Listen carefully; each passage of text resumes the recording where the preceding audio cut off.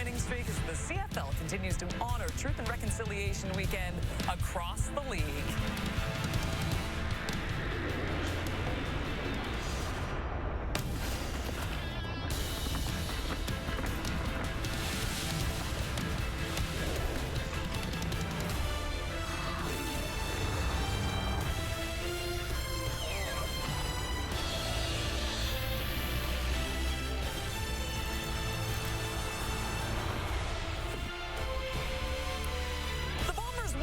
Week, despite having just 3 completed passes on 8 attempts for 54 yards, so you know they are happy to see this guy back. Zach Collaros returns to the lineup. Brady O saying he was extra sharp and extra dialed in this week. Both Levi Mitchell and the Tiger Cats, they clinched a home playoff game last night thanks to the Argonauts' loss, but still have a little work to do to lock up top spot in the East.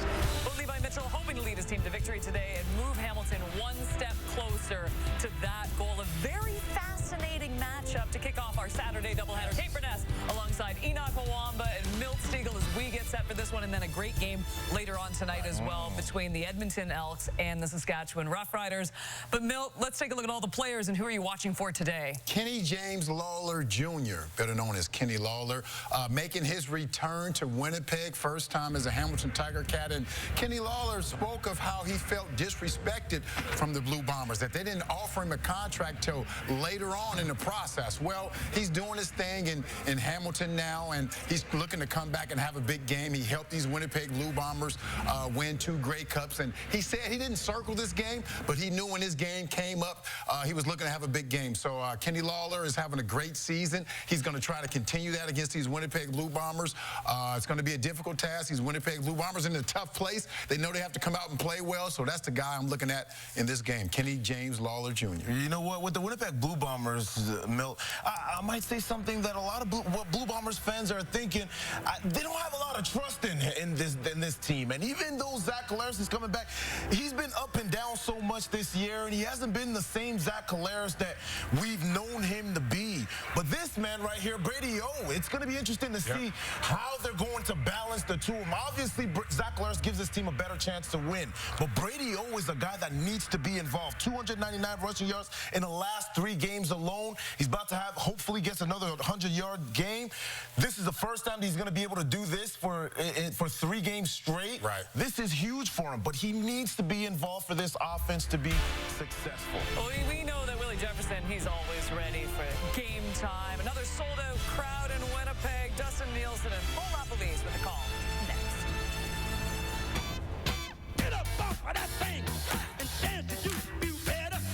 Get up off of that thing and dance to you. Sing it now. Get up off of that thing and dance to you better. Get up off of that thing. Gotta release that pressure. Get up off of that thing and shake the you better. Get up off of that thing and shake the say it now.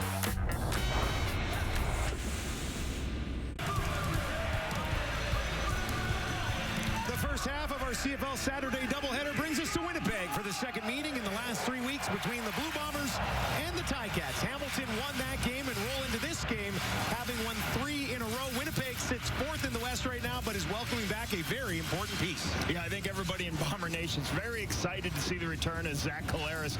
31-7 at home for the Bombers, and certainly going to get the over in completions today. Obviously, getting a guy who can throw the football very well.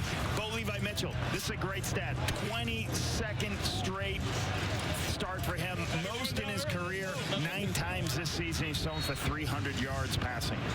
As I mentioned, the Ticats streaking right now. They won 6 in a row earlier in the year. They've won 3 in a row again. They are 4-4 versus the West so far this season. And Mike O'Shea and his team snapping a 3-game slide of their own last week with a victory on the road out in Ottawa. It is a beautiful Saturday afternoon here at Princess Auto Stadium. 22 degrees at kickoff. Winnipeg won the coin toss. Will take the football, and we are underway in Winnipeg. Legiel gets things started. Thank you very much for joining us on this Saturday afternoon. It'll be Vavel. He'll take it just inside the 15, back to the 25. Finds a little bit of space, gets the 50. How about this for a start? Vavel down to the 30, the 20, the 10. Gone!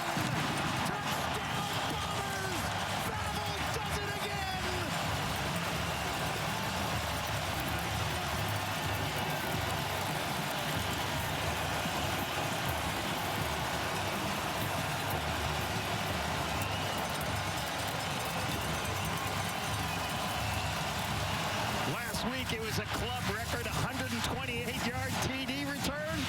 How do you start out the crowd and get them going? Beautiful return up the sideline. Great blocking on the inside and the outside, given that lane. Very difficult for kickers to be able to tackle these athletes in space. Leggio couldn't make the play.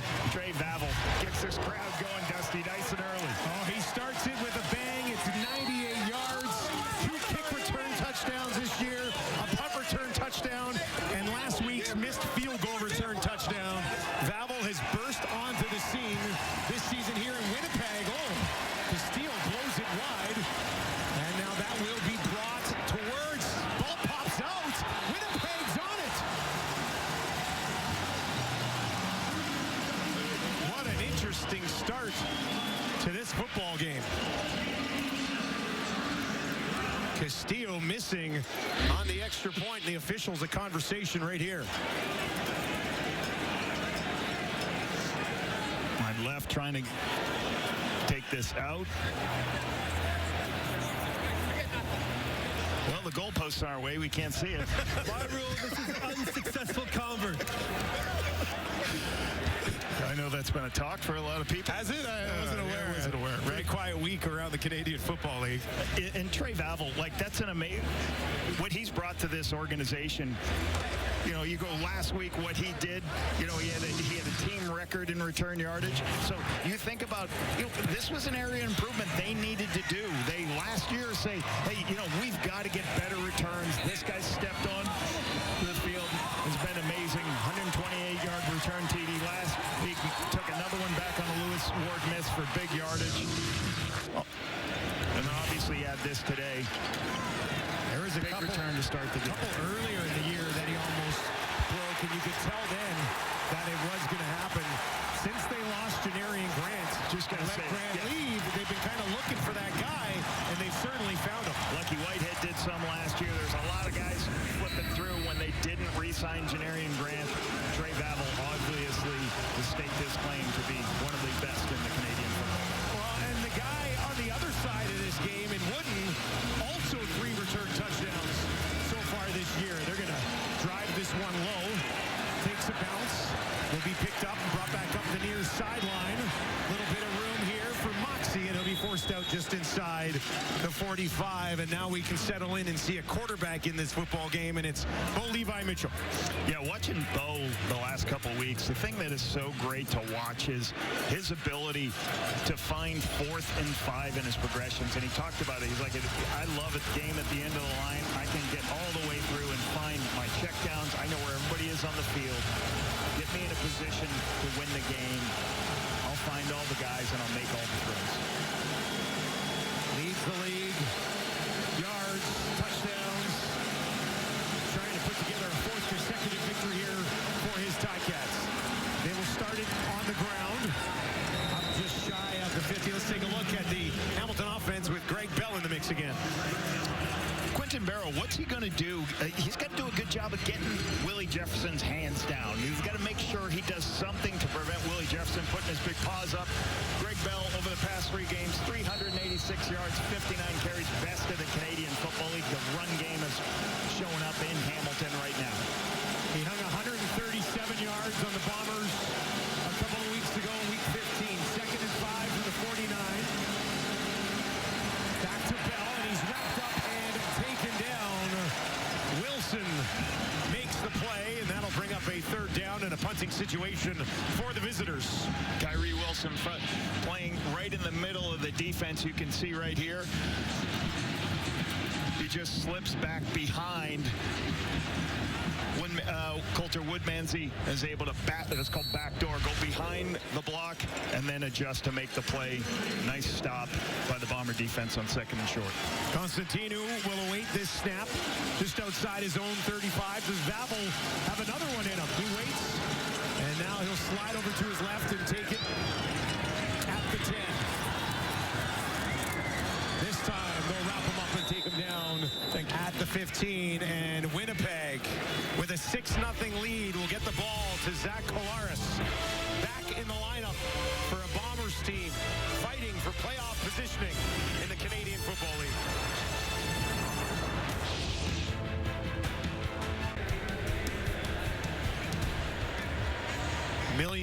Sounds all right to me. Excellent. A couple of good returners here. A few cracks at that coming down the pipe this afternoon here in Winnipeg. Zach Collaros back, and important for him to look after the football. Something we'll discuss as we work our way through the game today. They'll take Brady Oliveira out to the left.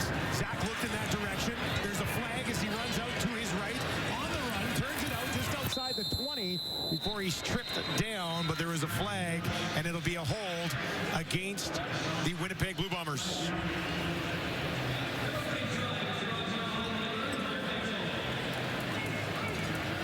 Looks like it's going to be a holding call. Buzu Gakina Awia. We have holding. Winnipeg, number 61. We'll go back half the distance. We'll replay first down. How about Ben Major here on the 5th orange shirt game in Winnipeg getting involved? That was Gabe Wallace on that holding as Zach started to scramble, pulled the ball down, started to scramble. Ben Major with the Ojibwe to get us started. They'll hand it off. Brady Oliveira, big collision as he rolls over Verisuk on the play. Really nice play here. Watch Stanley Bryant. He's going to invite the end upfield and then go block the Will linebacker, leave the rest to Brady Oliveira on this draw play, invite the rushers upfield, and then Brady just goes ahead and says good morning to Devin Verisuk. Brady Oliveira, back-to-back games with 100 yards, has never, it might be a little hard to believe, but he's never had 3 consecutive 100-yard games in his career. Empty this time for Collaros, 3 to the left, 3 to the right, throws down the field over the middle, drops it in there, and that'll be a first down for the Bombers. Jarrett Stearns back in the lineup after missing 4 games. Spread the defense out, do it out of empty, and then try to send a player into the middle of the field. Jarrett Stearns, once he clears the linebacker, Zach knows that there's a space between the linebacker and the deep safety. He throws it with anticipation. It's a great recognition and great throw by Zach. From the Winnipeg 38, back to Brady again, spins it ahead, takes it outside the 40. Let's take a look at the Winnipeg offense this afternoon.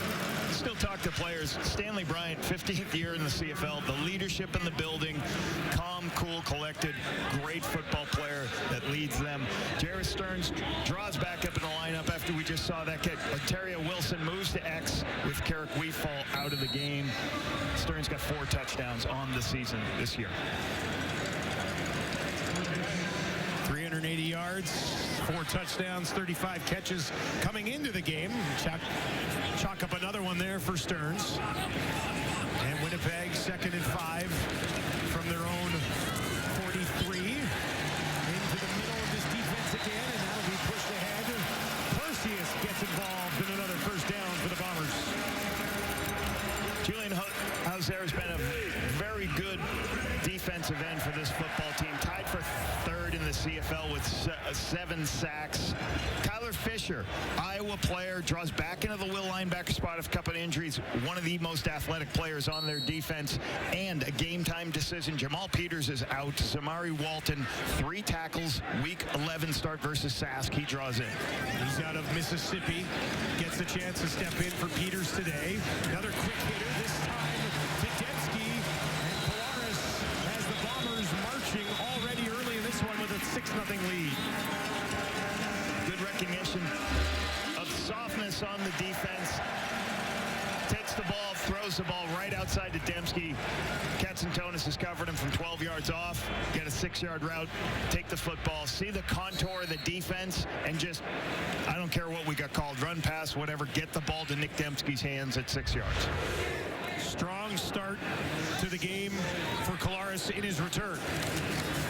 Fakes the handoff, rolls to his right, looks down the field, throws down the field! Got it! What a catch! What a throw! Dylan Mitchell! Touchdown Bombers! His first with Winnipeg!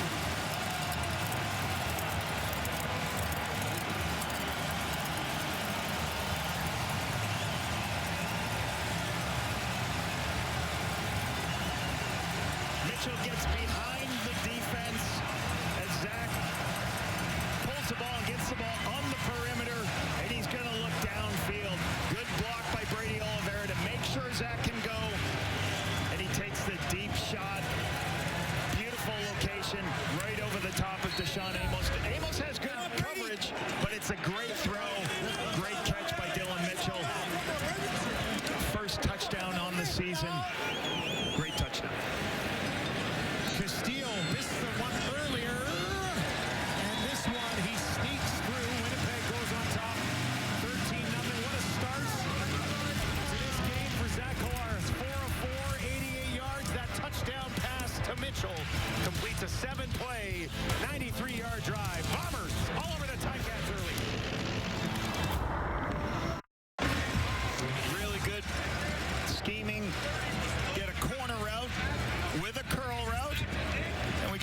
somebody in the flat, and you got to read the coverage. If you watch Deshaun Amos, he bends inside. Pause it right there, guys. With him inside position in the corner low, they have no opportunity to make the play on the corner route for the touchdown. So whether that corner's got to be higher in that quarter of the field, or they just got to get over the top of that corner route.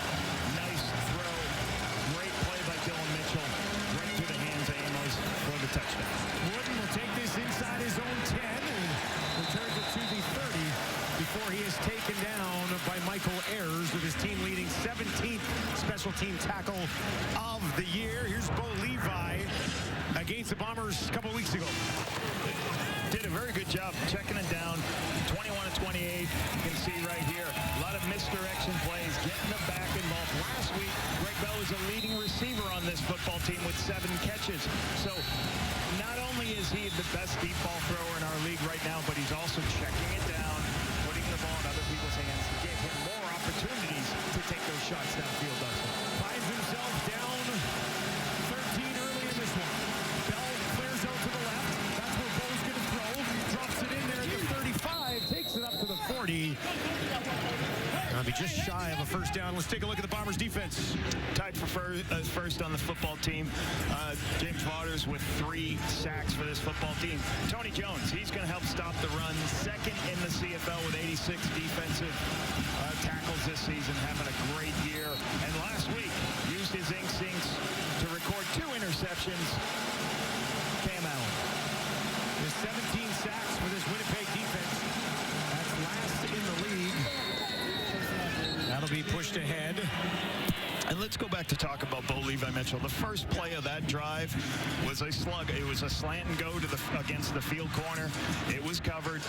Bo didn't like the picture, so what he did, he threw it to Greg Bell for a 9-yard gain. So those are the things I think he's doing so much better. And he talks about it when we interviewed him this week, like just understanding, hey, I'll take my shots when they're there, but I'm also going to get the ball in productive players' hands underneath. That's why DeAndre Smith's got some of the most yak yards in the Canadian Football League. Everybody plays deep on Lawler, gets in the next guy to go. Lawler in the slot down to the right of Bo. They'll hand it off. And Greg Bell takes it out to the Hamilton 45.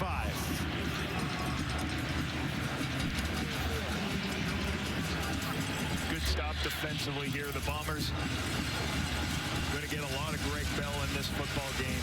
As we talked about, the run game at this point of the season is really important later the year. You see both Saskatchewan and Winnipeg trying to make sure they can run the football to get into the playoff run. Jamal Woods with the tackle for that Winnipeg defense on Bell. They'll send 4 here. Bo gives it away. And that'll be a first down as he goes to Shamar Bridges. We had a big year last year, but with Lawler and White and Keandre Smith having pretty good years this year, Bridges flying under the radar a bit. Yeah, Shamar, when they get the ball in space, it's hard to make that tackle out in the space. He's the underneath player as the corner gets depth. What you're going to do, you're going to throw underneath the corner, and it's too much space for Dexter Lawson to make that tackle. Just fall forward for the first down. Ticats looking for a response drive here early. Near sideline. Mitchell drops it in there.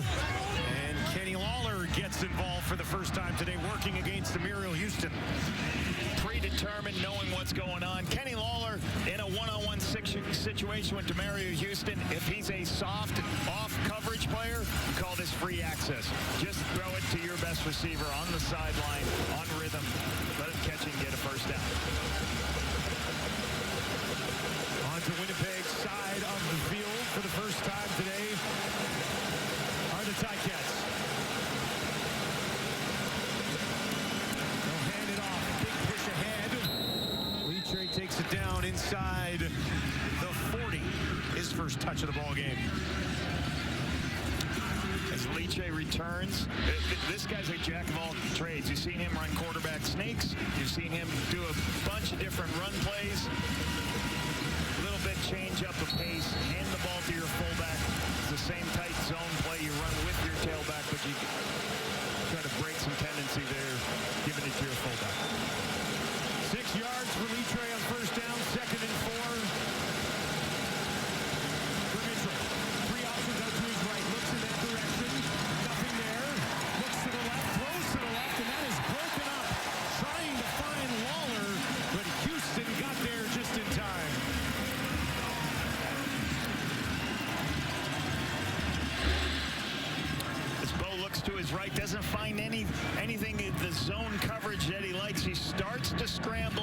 He's about to take this ball upfield. You see him looking, didn't find anything, starts to escape as he climbs, sees Kenny just a little late with the throw because Houston drives it, almost gets the interception. This will be a 47-yarder for Laggio. He's only made one longer than this once this year. He's hit 21 in a row. This is from straight away to get Hamilton on the board. That is up, and it is wide right. Favre will bring it out again, trying to find the sideline. He'll eventually be contained and hammered down by Brian Cole, but a rare miss from Mark Laggio in his old stomping grounds here in Winnipeg. He's 95% on the year. And he pushes this one wide right.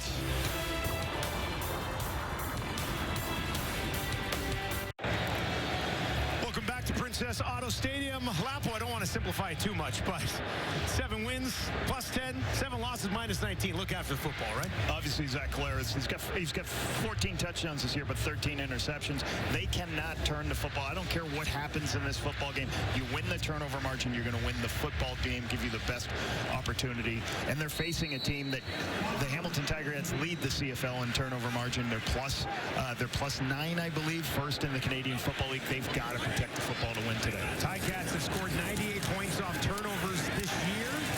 That's 22 more than anyone else in the league. One of the strengths of Zach Collaros is his ability to see pictures and get the ball out of his hands. This throw to Wilson is on time, fast, immediately, without laces, throws to this dead zone as the halfback goes high and carries with the underneath route. Just a great throw by Zach.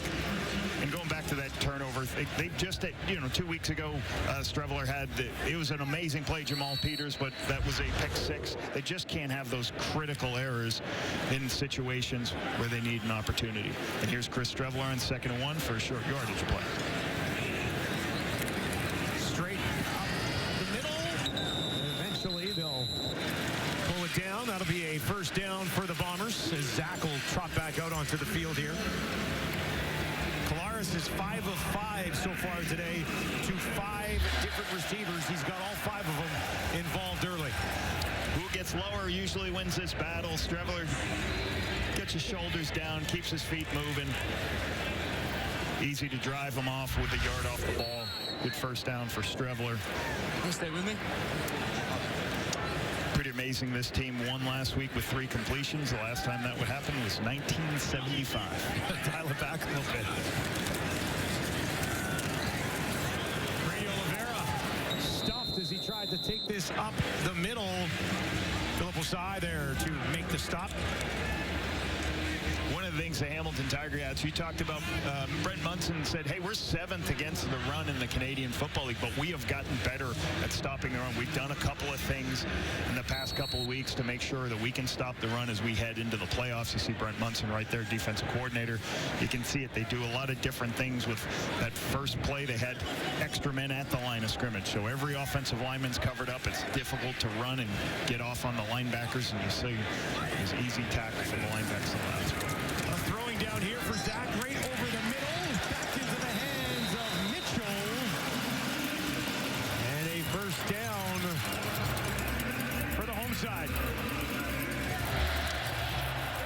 As the Will linebacker starts to expand, what Zach's looking at is, all right, as soon as that Will leaves, I'm going to throw this curl before Stavros Katsantonis can drive it. The Will leave, the weak side linebacker, and if the ball is on time, it's very difficult for free safety to get there and make the play.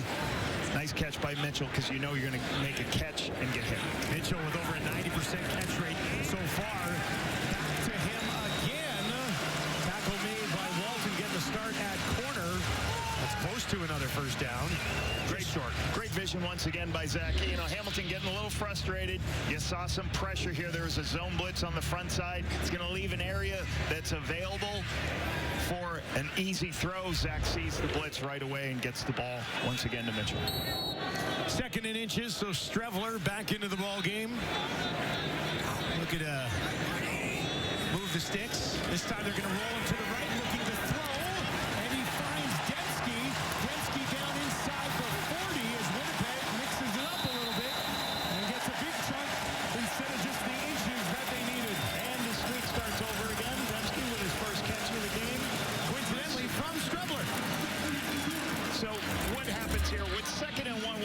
see, they've got a deep safety. And you're always trying to figure out, if I put extra people, can I outflank the defense quickly? And this is something you want to do on 2nd and 1 because you're going to convert it on 3rd and 1 anyways. So have an option for the quarterback to throw the ball on the perimeter. The worst thing that happened, you throw it away and you go for it on 3rd and 1. Great play calling there on 2nd and 1, taking a shot. Polaris. Brady Oliveira's got it. Turns it up. First down. Winnipeg again. Oh, might be just short. Let's see where this ball is spotted. Brady Oliveira can be utilized in a lot of different ways. He's going to come out. The receiver's going to come down. He's going to go set a rub and go high, and then Brady's going to go in the flat. It's going to be difficult for the linebacker to break out of here. You see Fisher gets kind of rubbed on that play. Hard for him to go cover that, and it's especially good when it's a linebacker and the defensive back. They're not going to be able to switch off. Strevler again. This time, no messing around. Right up the middle. First down, Winnipeg. That's the beauty of having Brady Oliveira, a guy who catches the ball so well. You can leak him out in the backfield, create some confusion, but run your base pass games. 47 catches coming into this game this year for Brady. Almost 500 yards through the air. Bombers this whole quarter have had great yardage situation. This is their 3rd 2nd and 1. They've been in a bunch of 2nd and short situations. Zach's seeing the field well. Kolaris now 8 of 8 for 130 yards and a touchdown already in this football game. He'll have 3 options out to his left. He's going to look down the field, thought about the end zone, sends it in that direction. He's got it. Touchdown, Winnipeg. Dembski. There's a flag on the field back at the 30. And we'll see if this one is coming back or will it stand. It is coming back. A hold against the Bombers. Deep curl for the touchdown. Extra offensive lineman in. We'll see where this hold is. Illegal block, heads to the face. Winnipeg number 65. It's a 10-yard penalty. We'll replay first down when it's the end of the quarter. It's going to be 2nd quarter. To Ali, you'll see up top. If you watch right there with his hands, he cannot. The right tackle is in he's playing an extra tight end. He just can't be in a position where you put your hands up and through the face mask of a defender. Not allowed to do that. Difficult penalty to take. Very impressive start to this game for the Bombers. They lead 13-0, and they're within striking distance for a little bit more.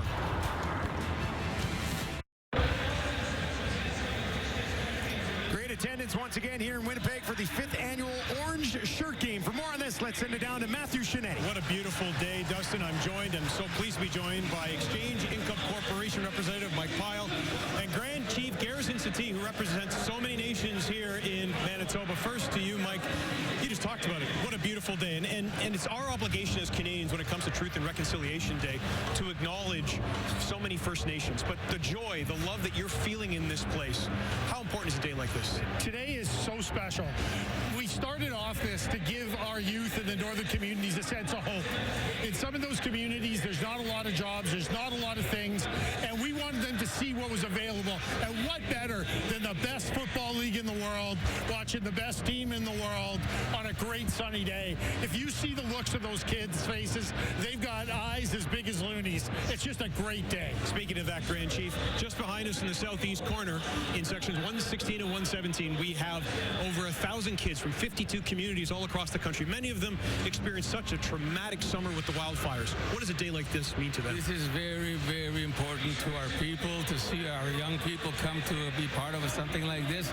It just lifts the nations that are represented, and after all they've been through, this is something that is very inspiring, life-changing, and this is true reconciliation. What we've done here is bring a lot of these young people that have never been in an atmosphere like this, and to see that is really overwhelming, and also that it's unprecedented.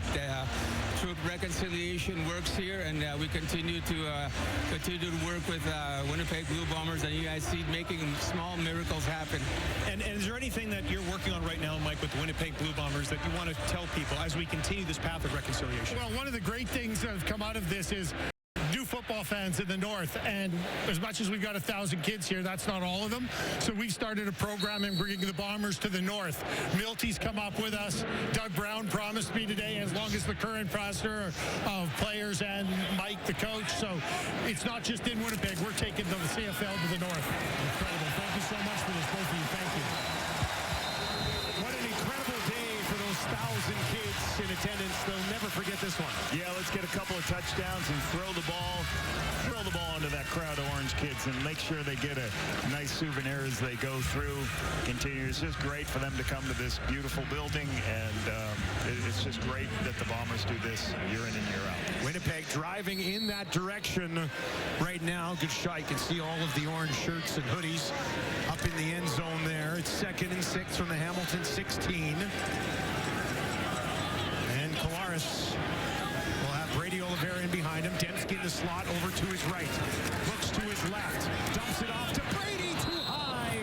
Incomplete. First incompletion of the day for Collaros. And that'll bring up a field goal attempt for Sergio Castillo. Little coverage here.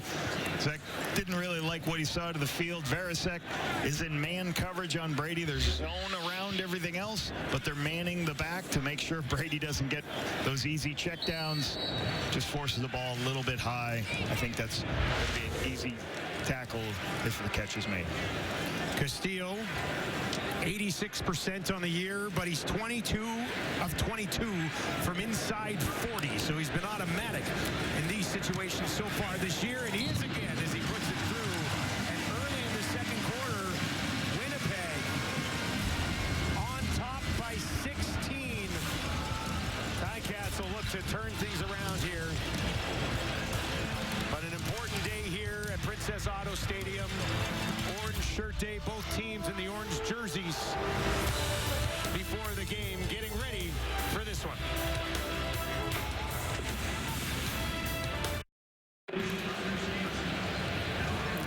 Bo Levi Mitchell, Zach Collaros. I don't know what else I can really add to what these two guys have done. Future Hall of Famers for sure. For more on these two, back down to Matthew Chenet. As they get into their mid-30s, Dusty, Zach Collaros calls it staying on task, and Bo Levi Mitchell said this less mojo, less bravado during the practice week. Maybe that's them mellowing out a bit, but when they know the headline is Zach Collaros versus Bo Levi Mitchell, well, it's a completely different feeling, really, when you look back to the 102nd Grey Cup in BC back in 2014. These guys have been measured against each other, and this week, and remember, Lapa, what they said, Zach Collaros said it's like being the guy who wants to hit the home run, and Bo Levi Mitchell is also a baseball head. He talked about himself, though, being the closer, being Mariano Rivera, but it comes down to this. When Bo Levi Mitchell looks across the way and he sees Zach Collaros, he says, when I see that dude, I know I might have to put up 30, 40, or 50. He might have to do that today, guys. I think one of the biggest things you take from these two players, why these two players excel in the game of football, they're as competitive quarterbacks as I've seen in this league in a long time. Very competitive teams. Mitchell steps up, dumps it off. Leatre pushing it ahead. Close to a first down. This will depend on the spot. A lot of moving parts here. There's a fake to the tailback. There's a fake to a reverse. And then there's a shot downfield you're going to try to take. Not going to happen because protection breaks down. But what you got to understand is it's okay. Just get a completion. Put yourself in 2nd and 1. That's what Bo Levi's doing. Such a better job. The shot ain't there, taking the quick throw. Golagala, 2nd in inches, and the big fella just lunges ahead to pick up the first down. And I think if you go back to the Bo Levi Mitchell conversation, Dustin, you think about, Zach Collaros plays a little bit for the Toronto Argonauts, and then the Hamilton Tiger Cats organization in 2014 decide to move on from Henry Burris and sign Zach Collaros as their future lead. That's an amazing thing. And obviously what Bo Levi's done in his time in Calgary, every time you played Calgary, you knew that you're going to have to get in a shootout with this guy who loves taking the ball downfield and making plays. And like you said, ball in his hand at the end of the game. From his own 52, a ton of time. Now he's going to scramble a bit out to his right. Can't find anything. Finally, his running back, Greg Bell, comes back to the ball, and they'll get some positive yards. See this catch on the sideline. Those trying to look downfield. They cover the back out of the backfield. An adjustment by the Bombers, having a linebacker cover the back man-to-man, maybe because he had 7 catches last week. Nice catch on the sideline. I can tell you, 2nd and 5 and 2nd and 10 is a world of difference in the Canadian Football League. So nice play by Bo here. Yeah, this is going to be a challenge. I don't think this is a catch. I think Bell's feet were out of bounds. Okay, we can see. When he caught this ball. I think Osh is probably going to win this one. Oh, definitely.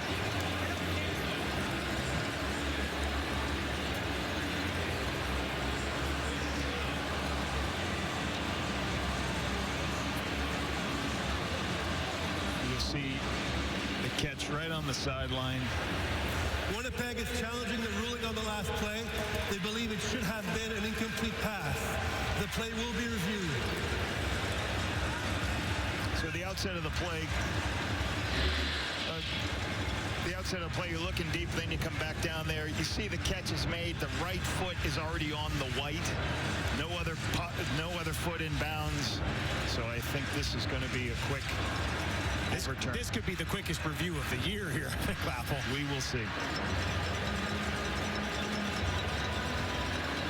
He's got control, but is it any part of that foot touching the white?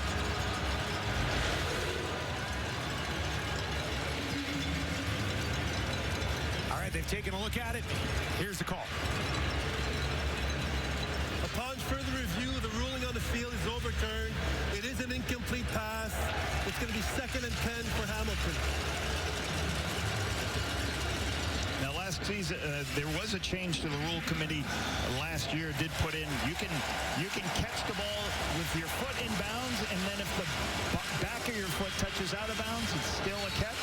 But everything about that catch was touching the white, so out of bounds. Wipes the completion off the board to Greg Bell. Leaves it at his 2nd and 10. Here in Winnipeg, Bomber crowd trying to get behind his defense. Mitchell trying to get through the defense. And he finds Smith on the far sideline, and that'll be a 1st down for the Ticats. First catch of the day for Keandre Smith. Good vision. Kenny Lawler's on the outside. What does he do? He clears out, and then Keandre Smith runs the out to the sideline. If the corner lifts, just throw it to a spot. Everybody's giving Kenny Lawler all the attention. Keandre Smith makes the catch underneath.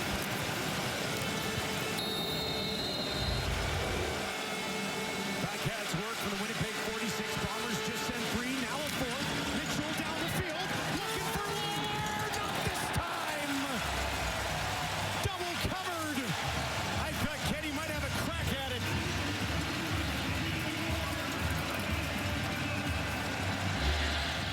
Dexter Lawson using great recovery speed after he gets beat.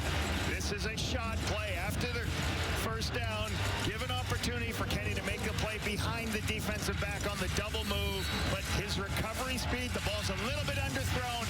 Puts his hands up as Kenny goes to get his hands in that spot. Great play using his hands and also not. Sometimes when you get beat as defensive back, you get worried and you start to grab and pull. Great recovery speed, great anticipation, make the play. Mitchell dumps it off to Bell. Gets away from a tackle. Looking for the 1st down. Got it. Dives ahead inside the 35. And Greg Bell making that play happen after the catch. One of the biggest things you have to do to play in the Canadian Football League is be able to make plays in space. Just watch right here. We're going to have these 2 players. Keep an eye on what's happening right there. As the back goes out and swings, Bo doesn't like the throw. Gets it out to Tony Jones, but it's a lot of space. You can't make that play in space. Bell's going to turn that into a huge play. Mitchell with time. End zone shot. Far side. Incomplete again. Looking for Lawler. And he could not hang on. Lawson Jr. There again. Top of your screen. Let's go ahead. Link these these two players. Watch what's happening. A little bit of a double move here. Starts to raise up. That's a curl and go. Trying to get Boston to stop his feet. Just underthrown a little bit.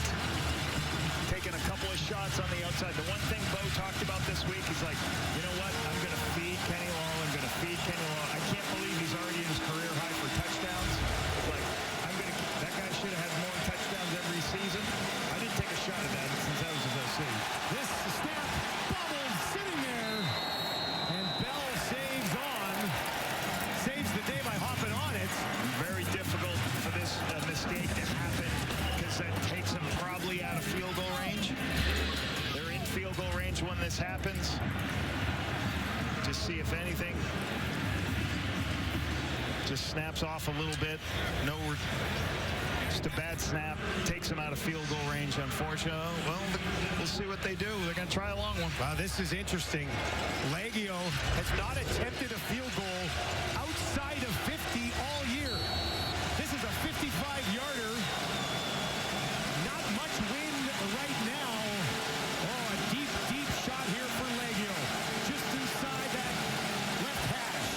Constantino to hold. And that kick is up. It's got the line. Does it have the leg? Off the upright and in. Oh, just enough for Leggio. How about that one for the Ticats to get on the board? Was it enough? Was it enough? Was it enough? Doink! And in.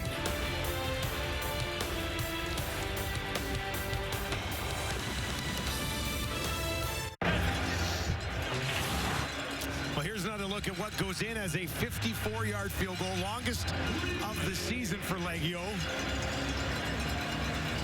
And it just had enough. He's having a phenomenal year. He hit 21 in a row. That streak ended a little bit earlier. Look at this 95.1 level.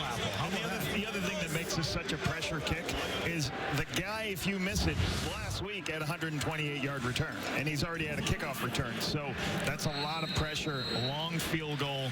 Hats off to Leggio making that, starting to streak over with a big 54-yarder. Winnipeg up by 13. Will have the ball on their 40 after the field goal. We'll hand it off to Brady Oliveira. Can't really find a way through that defense, but still picks up 4 yards on the first down carry. 5th carry of the game for Brady. Winnipeg last week snapping a 3-game losing streak, finding their way back into the win column. One of those losses on that 3-game slide, obviously at the hands of the Ticats, 32-21 back in week 15. It'll be empty for Collaros this time. 3 to the left, 3 to the right. Looks to the right, throws to the right quickly to Dembski on second down. Dembski tackled from behind, but the push is enough for a first down for Winnipeg. Hamilton not allowing Zach to do anything, but hey, if you're going to line up an empty, we're going to bring one more than you can protect. There's 6 rushers. One quick. Hazard's coming off this edge as fast as possible. The ball has to be out. It has to be accurate. It is. It's a little bit too much space for Dembski. Gets the first down. Hamilton trying to pressure Zach Collaros on second down. 3rd catch of the game for Dembski now. Oliveira right up the middle, finds some space, finds a first down inside the Hamilton 45. Love it. When you pull 2 offensive linemen, this is a gap scheme. What that means is one guy's going to kick out and one guy's going to pull around, and you're trying to create a seam right here. Brady finds this, good kick out, and then Stanley Bryan up in the hole is able to make the block on the second level. Brady gets a big gain. Good split by the defense. Good run game inside by this Bomber. First in the CFL run game. Untouched for 10 yards. Zach throwing this time, finds Stearns. Stearns breaking a couple of tackles, or at least bringing them along for the ride, and he's down to the 30. What you love about veteran quarterbacks, the halfback's going to go high, the corner's going to be low. Garrett Stearns is just going to be in a position situation where he just runs a curl route. Zach knows it before the ball snapped, that the halfback went high. I'm just going to go ahead and throw that ball underneath to get first downs on first downs. That's crucial for offenses to have success in the Canadian Football League. How many yards do you have on first downs? Ticats are going to bring a little bit of heat this time, and it's there to stop Brady essentially at the line of scrimmage. Brent Munson trying to change up what he does. One of the conversations we had with him, you saw Stubblefield come off that edge, see some pressures. And I asked him, are you doing a little bit more defensively? Zach Clare says, you always Rolodex and call different things. He goes, actually, I did early in the season, but I'm trying to turn it back and just let my players play fast, play with speed. Sometimes we get in trouble when we do too much to their package. Whatever he's doing, it's really working. They don't give up a lot of touchdowns, and they get a bunch of takeaways. Rely on those natural instincts? Yes. A little bit from this group. Polaris, pump fake, on the run. He's in trouble. Gets it away down the field. Throws it out of bounds. And it'll bring up 3rd and 10. And Castillo back to work for Winnipeg.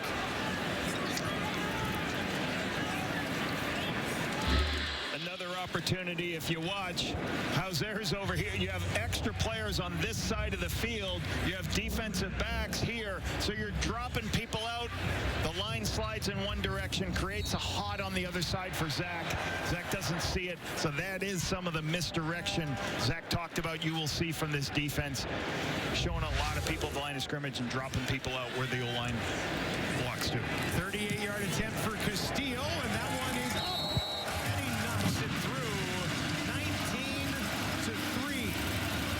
In full control at home so far here at Princess Auto Stadium, where they are 4-2 on the year in front of their home fans. Welcome back to Princess Auto Stadium, where the Winnipeg Blue Bombers are up 16, and Lapo and Dusty keep an eye on Kenny Lawler. He's on the field right now. Keep an eye on that physicality from the Bombers defense, because the Ticats training and medical staff sure is. I was right by the end zone on 2 of those pass deep attempts, and he was getting a ton of contact from the Winnipeg Blue Bombers, and when he came off on the Ticats sideline, guys, he's spending a lot of time with that Ticats training and medical staff. He's out there with something to watch. Something to keep tabs on for sure. Good to see him out there right now. Looked like his head might have taken some hard contact on the ground. A couple of deep shots. It's funny on those catches. They would have been spectacular catches, but I almost expect him to make those. Like, wow, how did he not get that one? It seems weird. Here's Bo. Far side. There's a flag as this is caught. Brought ahead by Smith. Takes it out on the other side of the 55, but Willie Jefferson is waving. That one's coming back. I talked to Keandre before this game, 5th in the Canadian Football League in yak Holding yardage. Hamilton, number 59. It's a 10-yard penalty. We'll replay first down. We talked about Quentin Barrow up the top of the show going against Willie Jeff. As he goes across these defensive ends, you'll see our right tackle right here as he ends up going across. As he fans out to take the linebacker, as the linebacker Tony Jones comes out, as he fans out, he just grabs on and holds. Can't do that. It's going to be a holding call. Drops him back 10 along, 1st and 20 here for Bo Levi. A ton of time, nothing. Now he's going to take off with a little slide with Wilson lurking in front of him. The hard part about playing this Bomber defense is so many different personnel groups can jump in. Right now you see almost three defensive linemen rotating in.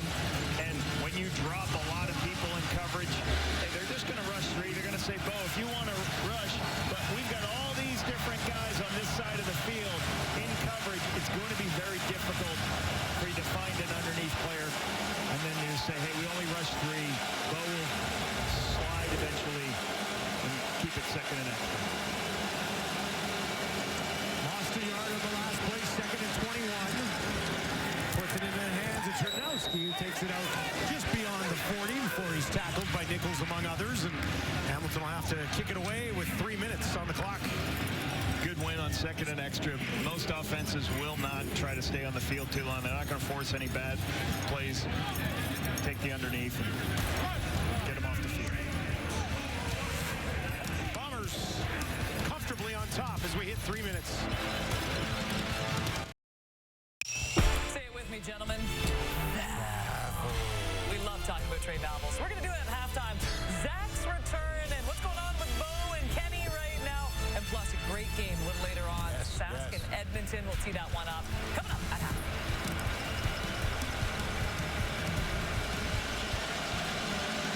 Valvels the star, no doubt about it.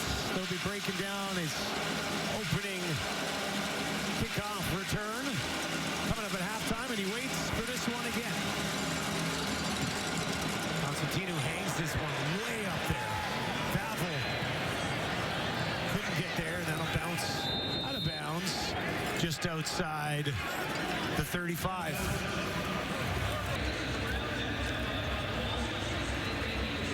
Well, Hamilton comes into this game averaging 30 points per game, second in the league. Yet here they are, held to just 3 so far by the Bombers, and Bombers with an offense that have controlled the ball for quite a bit of this opening half. Gonna be flags here. One of the Winnipeg receivers definitely came across the line early.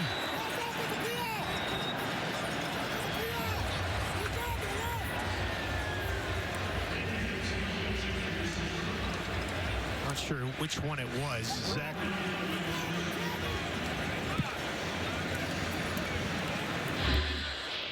Offside, Winnipeg number 10.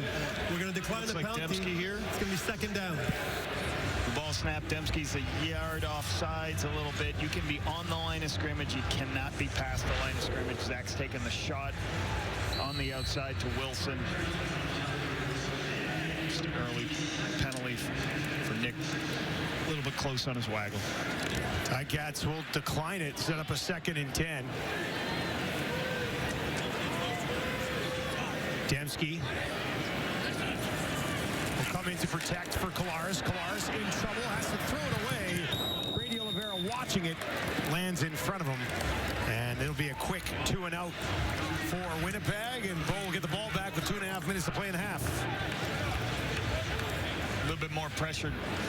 A little bit more pressure going here by the Ticats, trying to show up and have a lot of people dropping out. You'll notice linebacker here. There's going to be extra people coming here. Linebacker's going to drop out. These two are going to twist. There's just a lot of different pictures that the offensive line's got to see. The twist is handled, but the outside defender is not. Forces a quick throw by Zach. A lot of different looks on that Rolodex Zach Blair's talking about.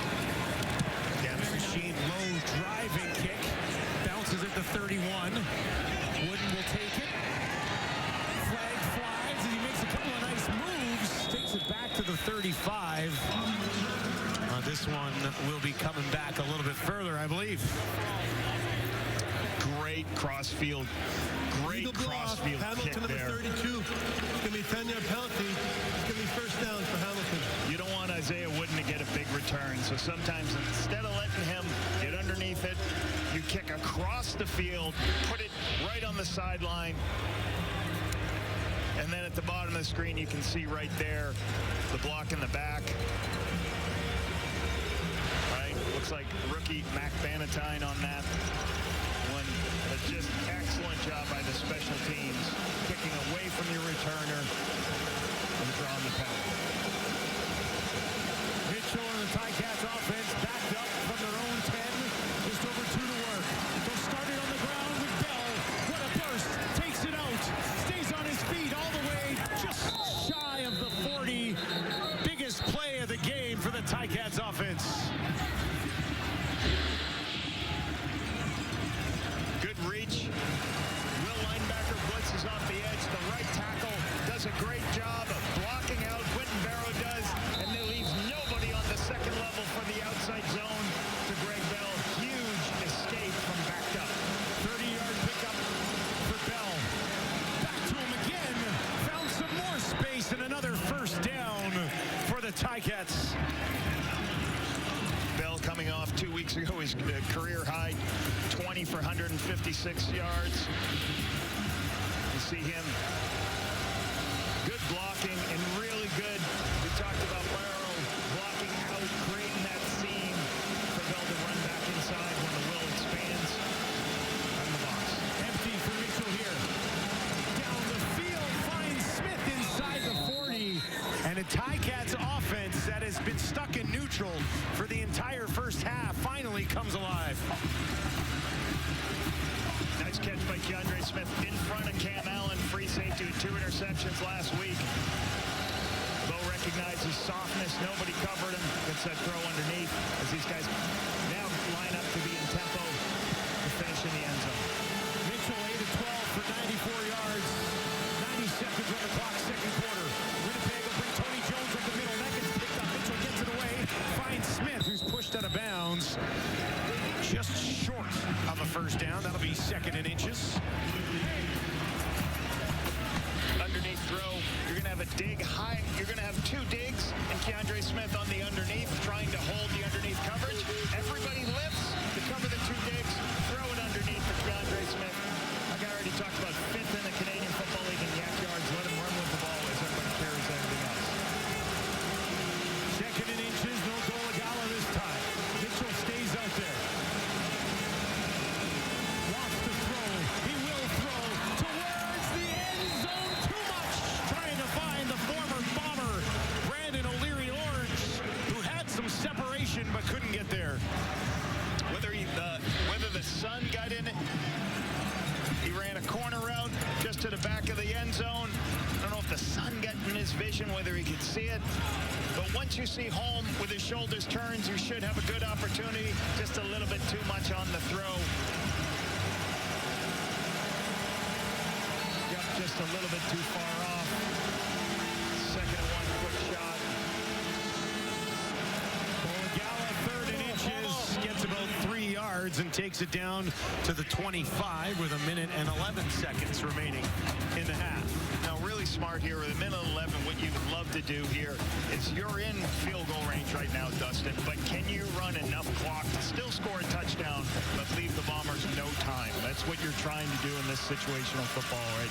You want to score the touchdown, but you also don't want to give the Bombers a chance to kick a field goal. That clock ticks down to 1 minute. Back in the belly of Bell.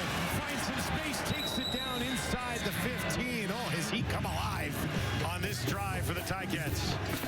Brendan Revenberg, Brendan Bordner, Coulter Woodmansey, really good movement at the point of attack. You can see Woodmansey right there, driving Creighton lanes for Greg Bell. Mitchell looks to his right, throws back to O'Leary-Orange, and he's stuffed just shy or just inside the 10. And that'll bring up 2nd down with 41 seconds remaining. Those at the line of scrimmage will continue to call plays at the line of scrimmage. So he has enough time to not only play fast, but also take a look at the coverage. They want to change calls. 2nd and 4 for Mitchell. Smith, slot to his left. Kenny Lawler one-on-one against Lawson Jr. at the top of your screen. Bowl going to take off. Wrapped up and taken down by fellow veteran Willie Jefferson. I believe this is a quarterback draw. But you don't see. Bo does have a bunch. Once he sees them leave, he's going to go. But Willie Jefferson is on a twist. If you see Willie Jefferson as it's going to be a good play if Willie Jefferson is not rushing back inside. Willie Jefferson's in a position to see it. Otherwise, you might have had a quarterback draw for a touchdown. 3rd and 4, no field goal coming here. Time ticks down into the first half. Mitchell looking to find the end zone for the first time today. Smith will slide over the slot to his right. Bo looks to his left. Bo throws to his left. Deflected and incomplete. A flag at the end of the play from the far side of the field. And you see Dietrich Nichols saying that ball was deflected on the way in.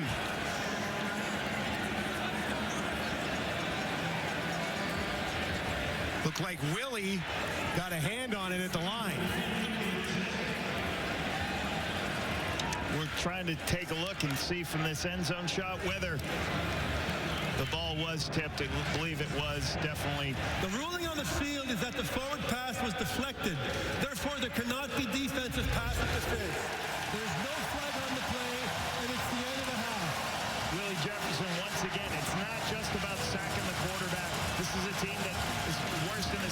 sack of the quarterback. But again, leading pass knockdowns. There's another one. Creates the stoppage of you can't get the penalty when you knock the ball down. Great play by Willie Jefferson. Good stop by the Bomber defense. 15 knockdowns on the year coming into this game for Willie. Tacks on another one there. And the Ticats leave the half with just 3 points. This game started with a bang. Trey Vavel does it again, and he's standing by with Matt Shinetti. Okay, Trey, that's 2 incredible kick return touchdowns in as many weeks. Take us through this one today. Just trusting the scheme. Coach Mike, he said I was going to be there, so trusting my blockers, you know. Saw the seam, just hit it, and just ran, you know. You're starting to get a sense of what it's like to be a Blue Bomber when it comes to crunch time this season. Obviously, your return really sparked this team. Take us inside the locker room. What's the mentality of this team at this point in the season? Hey, every day we come into work, that's all it is. Hey, come off and win, just straight to work. Work every day, you know what I'm saying? Just trusting each other, you know. Everyone sees the L's and losses, you know what I'm saying, but we're not scared of that, you know. It's not really facing us. We just come into work every day. We're not 100%, you know, trusting each other, playing Blue Bomber football at the end of the day. Appreciate this. Thanks, sir. Appreciate it. Well, Kate, you can feel like at crunch time in the fall, the Bombers have got something going. They're up 16. They certainly look like they do, Matthew Shinetti. Back alongside Enoch Mwamba and Milt Stiegel, and we get to talk about Trey Vavel. Does everyone say it like that, by the way? It sounds like a perfume or a cologne at this point. You think so, huh? I absolutely do. You know, Matthew's right, though. I mean, this is as many weeks as we've seen it. The 2 interviews we've seen from him as well, too. He really trusts his blockers. He trusts everyone. He trusts this process. And you know what? He should. Because right now, he is by far one of the most exciting players in the CFL. And to do it, and he makes it look easy at this point. But to start off a game, to have a sold-out crowd, that's exactly what you want. And I know there's 3 or 4 games left in the season, but let's go ahead and give this man Special Team Player of the Year. And maybe, as Kate mentioned, Rookie of the Year. Let's do it. They're going there, There's been some inconsistencies with these Blue Bombers over the season, but it hasn't been Trey Vavel. He's been consistent all year long. Only CFL player in the league right now with a punt return for a touchdown. He has 2 kickoff returns for a touchdown and a missed field goal return for a touchdown. He's done it all for this league. He's even stepped in for the Blue Bombers. He's even stepped in when they need somebody at cornerback. He's been a special find for this team and a big reason why this team is in the position they're in right now. They needed to come out in this game and get rolling right away, and Trey Vavel did exactly that, returning that opening kickoff for a touchdown. So kudos to this young man. He's done a great job for these Blue Bombers, and as I mentioned, CFL Special Team Player of the Year and probably Rookie of the Year. And the theme of this weekend, we're seeing a lot of big-time quarterbacks coming back to their teams. We saw Davis Alexander yesterday. Today, we see Zach Collaros, and boy, this team looks different. He just brings a different sense of confidence to this offense, and you saw how he started 8 for 8, 130 yards and a touchdown. I mean, he's just comfortable with the offense. You can see him getting out of the pocket. Perfect play right there. Perfect offense always beats perfect defense. Sean Amos there had a chance at the ball, but the ball was so perfectly placed by Zach Collaros that he couldn't even get a chance to touch it. Mitchell was one of his favorite targets in his first half, and he did an amazing job of just finding the ball, finding his spots, and Zach Collaros didn't miss. He found him every single time. Brady O also got involved in the game.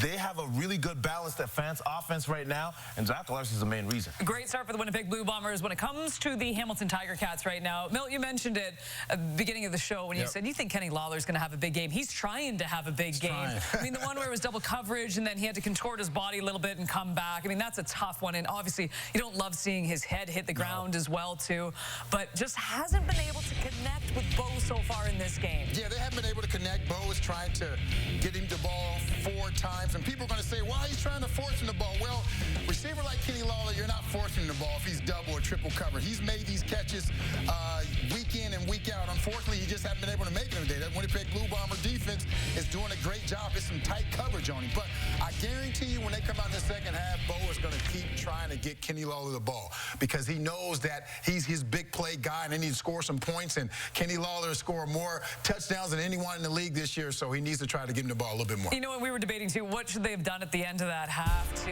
I said take the points. You said go for the first down. Enoch was like, no, not a quarterback draw at all.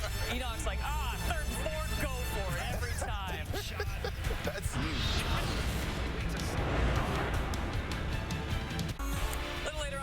17 wrapping up from Edmonton, where the Elks welcome the Rough Riders.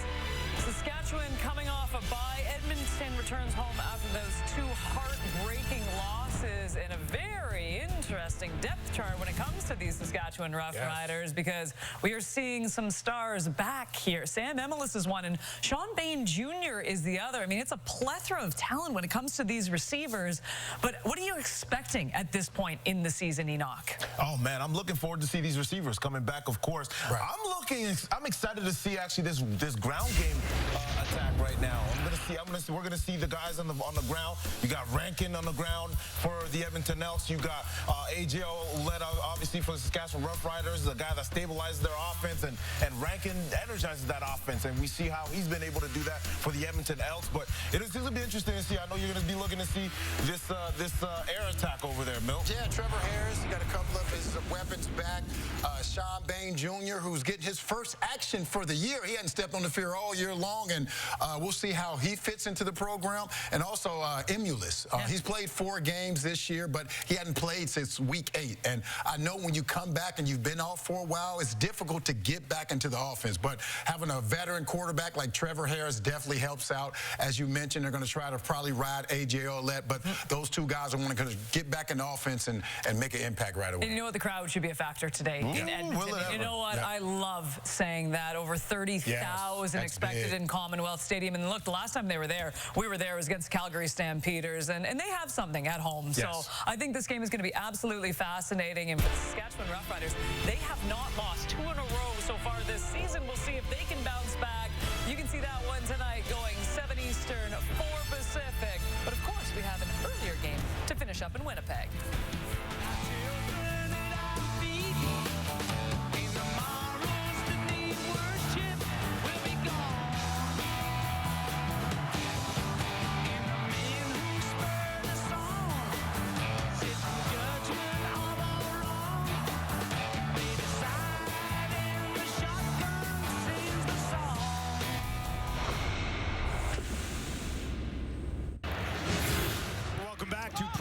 Auto Stadium, where the Bombers lead the Ticats 19-3. 3 points in the first half. That's the fewest by the Ticats all season. Their quarterback, Bo Levi Mitchell, stands by with Matthew Shinetti. Plenty of frustration brought by the Winnipeg Blue Bombers defense. What was the talk in the locker room at halftime? No, I mean, it's the frustration of ourselves. Like, we gotta understand the environment that we're in, right? It's a loud crowd. Get into the huddle, make sure you hear everything, communicate out to your guys, and just stop kicking yourself in the foot. You know, just go out there and make your play, stick to your details, and we'll be all right. Thanks for this. Yeah, appreciate it. Just 3 points in the first half for the Ticats. Here's a look at what Bo did. He was 10 of 16 for 112. Some early checkdowns. No explosive football plays. The Bombers have done that, but giving up the underneath throws, rally up to make the tackles, keep them off the field. You know, one area for the Ticats have been a very positive. Greg Bell, 6 rushes, only 64 yards, but a 10.7-yard average. Get him a couple of more runs. He's got 3 10-yard runs. Get him involved, and don't worry about the pass game that the Bombers are dropping everybody in. Get Greg Bell involved. And Kenny Lawler, 1 catch, 11 yards only so far in the first half. Tried him on a couple deep shots, could not connect. Bell had a total of 86 yards in the first half on the ground, in the air. As we talked about at the top of the show, Winnipeg, 0 turnovers in this first half. Zach Collaros doing a good job protecting the football, key to their success. Castillo boots it away. We're underway here in the third quarter. Second half, it'll come down to Wooden. Wooden trying to find a little bit of space. Cuts it back. There's a flag on the far side of the field as he's tracked down eventually from behind, right at midfield. He could have broke that one free. Could have got interesting, but there is a flag back by the 25. They're in the return, illegal block. Hamilton, number 24. It's going to be a 10-yard penalty and a first down for Hamilton. Robert Pannerbaker on that call. We'll see if we can find where that is. Field return or back up inside.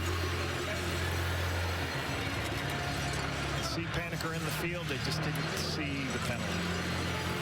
It's going to be first down, Hamilton, at the 8-yard line. It's a long way to go here. Really backed up. Last time they're in this situation, he had a big return. Greg Bell had a big run to flip the field and get him out of this difficult field position. Yeah, that one went for 30 yards. An uphill battle for the Ticats to climb in the second half. Mitchell throwing, finds Litre, and Litre will push it out close to the 20. That'll be a first down for the Ticats as they move the sticks here early. Love Litre. Get the ball in space. Can do everything. Run, block, QB sneak. Outflanks the defense, get the ball in the space, right? Give him an opportunity to run. It's a first down, flip the field. Ticats want to move things quickly here to start the half. First and 10 from their own 19. They'll give it to Bell. Pushes it out close to the 25. Pickup of about 6 yards for Greg Bell.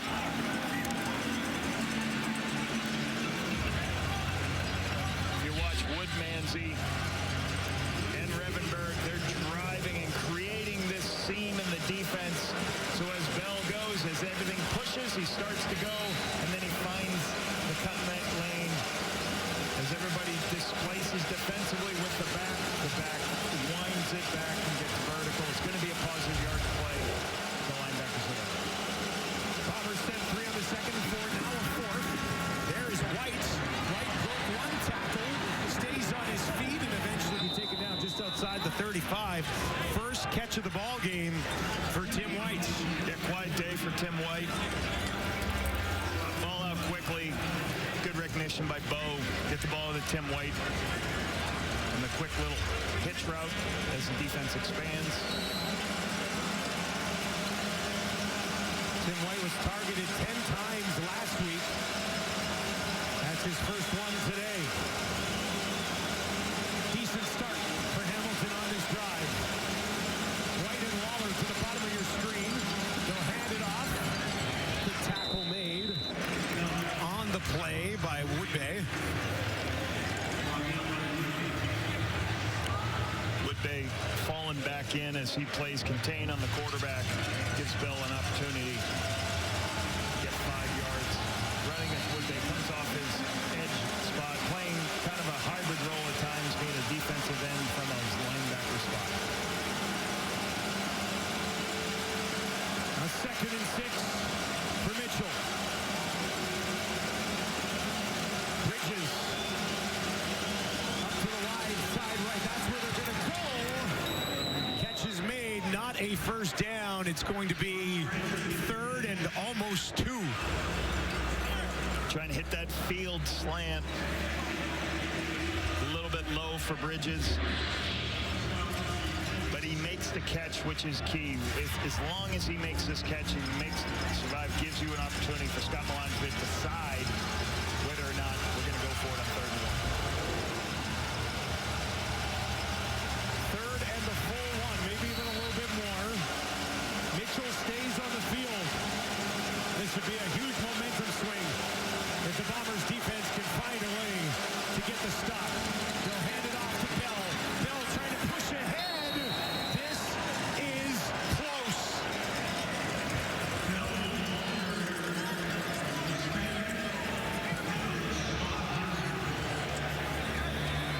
Needed to find the 47.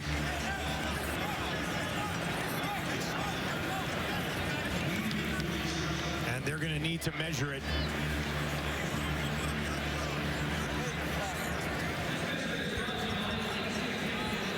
This place will erupt if the Bombers manage to make a stop. Let's find out. Interior lineman Jamal Woods did a really good job making the back move his feet. Oh, that is. But it is, I think, a just enough. But barely. Just enough. See Woods at the bottom of your screen. He forces it, the back inside. Smart. Greg Bell, shoulder square. Just keep pushing and pushing and pushing. The shoulder square to get that half a yard that was needed. They got it by just an inch or 2.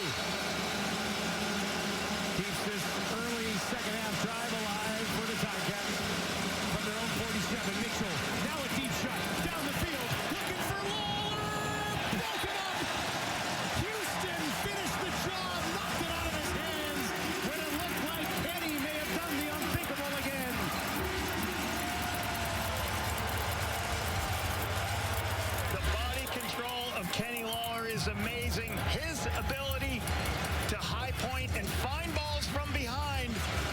what makes him special. He's got Houston beat. He sees a little short, but he makes the catch. But then Houston gets his right hand involved. And as he gets his right hand involved, Kenny can't survive as the ball hits the ground. As he hits the ground, the ball comes out. He must survive contact with the ground. Great play by Houston, getting his hands up and inside. Sold out crowd. 12 straight of Princess Audio. The one last. Mitchell taken down. Waters gets there for his 4th of the year.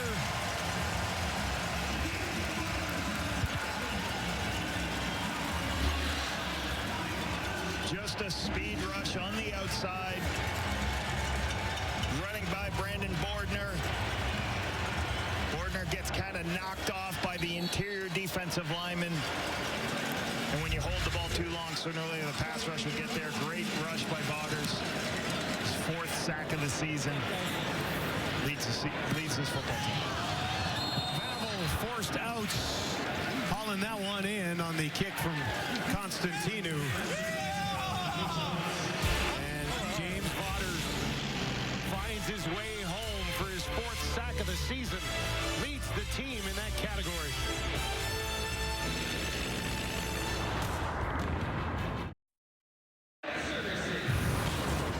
Zach Collaros returning to the lineup after missing a couple of games. I thought he looked pretty good in the first half, Lapo. 10 of 14, 71%, 150 yards, 1 touchdown. The big thing, though, 70% on second down conversion against this defense. It does a lot of different things. You see Strebler gets in on a 2nd and 1 there. But I think Zach talked about it. I got to make sure when they flip to different coverages, different things, I'm on point and I can see it. I think he is right now. And he's holding on to the football, keeping it away from that Ticats offense. That first half, the best the Bombers have looked in quite some time, I'd argue. Hand it off to Brady, stays on his feet after a little trip coming through the line. A nice pickup on first down on the ground for Brady Oliveira, who had 48 yards in the first half. And when we talked with Zach about his ability, one of the best things about Zach is when you talk football with him, he knows what he's talking about. This is a great run by Brady. Watch the balance here. Low center of gravity, keeps his balance. But like Zach talked about a bunch of football terms when we were in our interviews, right? He said, hey, I got to be ready for shark and whale. I got to be ready for show fronts. I got to be ready for 5-1 defenses and all these things. And again, I don't want to explain all those terms, but he lives in the world of a coach. He loves the game, talking the game, and understanding how to defeat teams. Back to Brady again, trying to find 3 more. He's got it. First down, Winnipeg. Good physical play at the point of attack.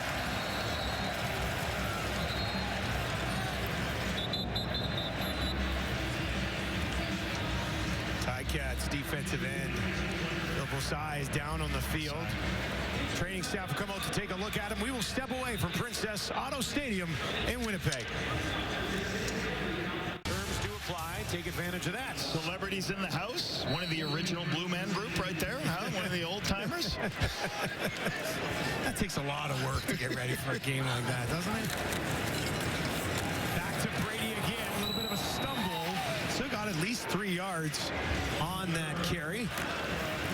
Do you want to play around the box? It's kind of hard when Kendall Randolph pulls around. You have a big offensive lineman pulling up around and trying to go ahead and get a hit on the linebackers. Really good run to create a nice lane for Brady to get 3 yards. 306 yards pulling at you, trying to hit you. It's been all Brady so far on this one. He'll stand in to the right of Collaros here. 2nd and 7. Ticats show heat. Now they bring the heat. Collaros on the run. Dumps it off. Finds Brady. And now Brady's got a little bit of room. Takes it up to the 50. Still going. There's a flag. It's going to come back, I think, at midfield. Brady's still going. Down inside the 10. How they not wrap him up? What a play from Brady Oliveira when it looked like Collaros was going to be in trouble. But there are flags all over the place here. So we think it's Ticats offside. So a hard count by Zach. Why are they changing their cadence up? There's so many different blitzes that Ticats have shown. They get the Ticats to jump off sides. I was actually Dustin saying, stop the play, they're offsides. Don't hit the quarterback. They allow the screen pass to be completed, but I think we're going to have a holding call downfield on Wilson, negating a great run by Brady. But I like what they're trying to do. Change it up as the Ticats try to show different pictures and try to get them. Change your cadence up. There's 2 penalties on the play. The first one is offside. Hamilton, number 43. That penalty is declined. The second penalty is holding against Winnipeg, number 80. We'll go back 10 yards from where the ball was held at the point of the foul, but it's a first down for Winnipeg. All right, so it'll be Winnipeg's ball, first down, 10 yards back from where the penalty occurred. Huge penalty that loses at least 30 yards of field position. Bombers were definitely in field goal range at least.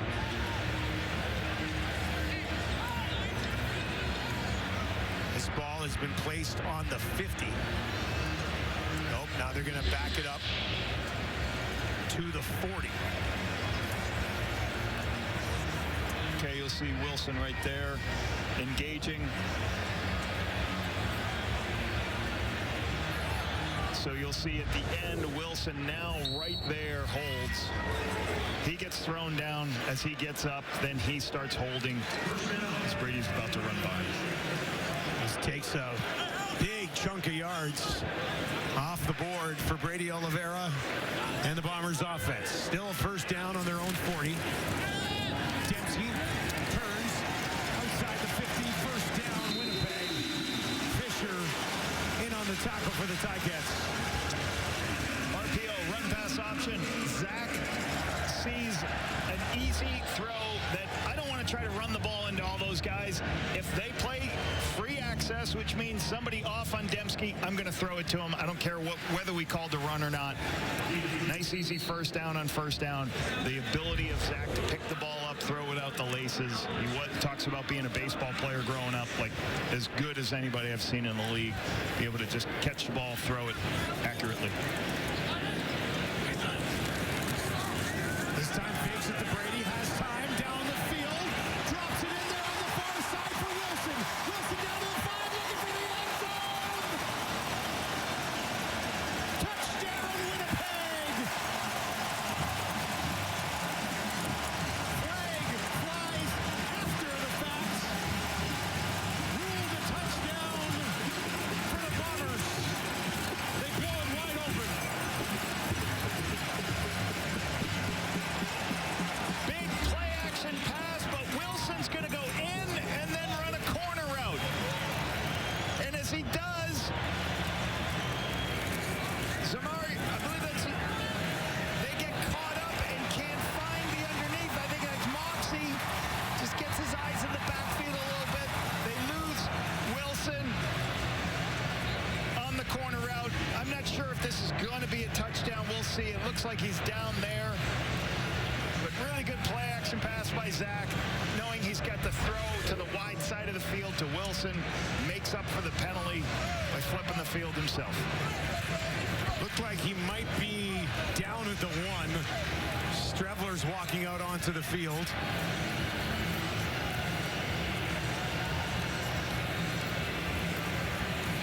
Took them a while to rule it a touchdown in the first place. Let's find out what's going on. Upon automatic review of a scoring play by the replay center, the ruling on the field is overturned. The ball carrier was down at the 1-yard line. It's going to be first down Winnipeg at the 1-yard line. After the play, we have offsetting misconduct penalties. Winnipeg number 80, Hamilton number 6. The result is first down at the 1-yard line. That's Moxie and Wilson after the matter. As you can see, as he's going, he's trying to extend the ball, but I believe he didn't get there in time, and his body touched the ground at the 1-yard line. A little bit offset. Here's your offsetting penalties. Very. Chris Strevler trying to push ahead, looking for the end zone. Got it. Touchdown, Winnipeg. They get there anyway. 6th rushing touchdown of the year for Strevler.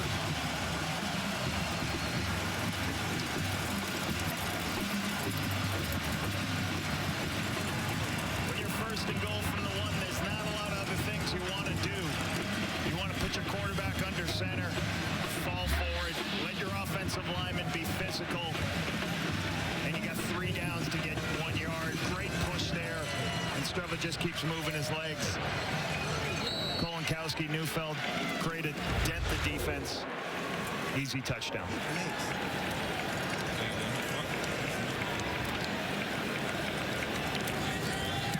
Castillo puts another point through, and it's 26-3 in favor of the home Winnipeg Blue Bombers. A 7-play, 94-yard drive that took just under 3.5 minutes, and it's Strevler who gets the job done again for Winnipeg.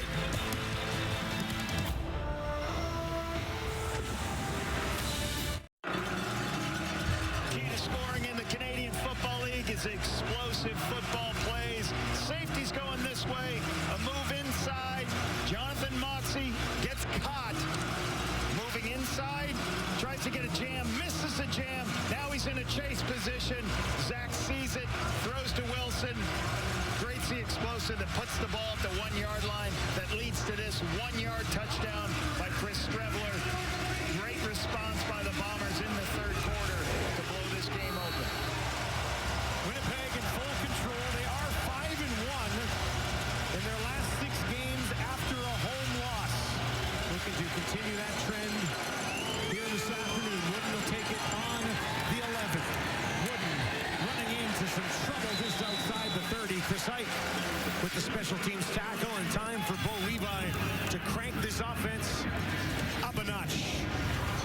Greg Bell, one of the bright spots in the offense in the opening half. He had 87 yards combined. 8.4 yards per run. He's got a 30-yard run. This guy's been really good down the stretch. This is going to be difficult. They're going to have to use him in the pass game more than running the football as they got to climb back into this game. Bombers defense outstanding so far in this one. They'll send 3 here. Bo near side finds Bell. Hauls it in, and it'll be second and manageable after the short pickup. This is what I really like about Greg Bell, Dustin. Like, this is a catch on the sideline that's not easy. It's away from his body. He's turning back to make the catch, and he does, close to the sideline. So some backs don't have the flexibility and the ability to catch the football. Watch this coming back. Gets 1 foot in bounds. Really good 4-yard gain for them to put them in second immediate. They had been struggling. They've won 3 in a row, and he's been a monster in all 3 of those games. Is Greg Bell. Mitchell, far side. DeAndre Smith wrapped up and taken down by Lawson. And this spot close to a first down. I talked to Keandre Smith about this today. Kenny Lawler's outside of him. Kenny Lawler goes deep. The corner lifts with Kenny Lawler. Keandre Smith is underneath. So Kenny will go deep. Keandre Smith's going to come out in the flat. They're going to carry. Once they carry, throw it to Keandre. I said, you get a lot of those throws underneath. He goes, I'll take it. They keep doing that. I'll take it, coach. I'll get the underneath. Give me the ball, and I'll make them miss.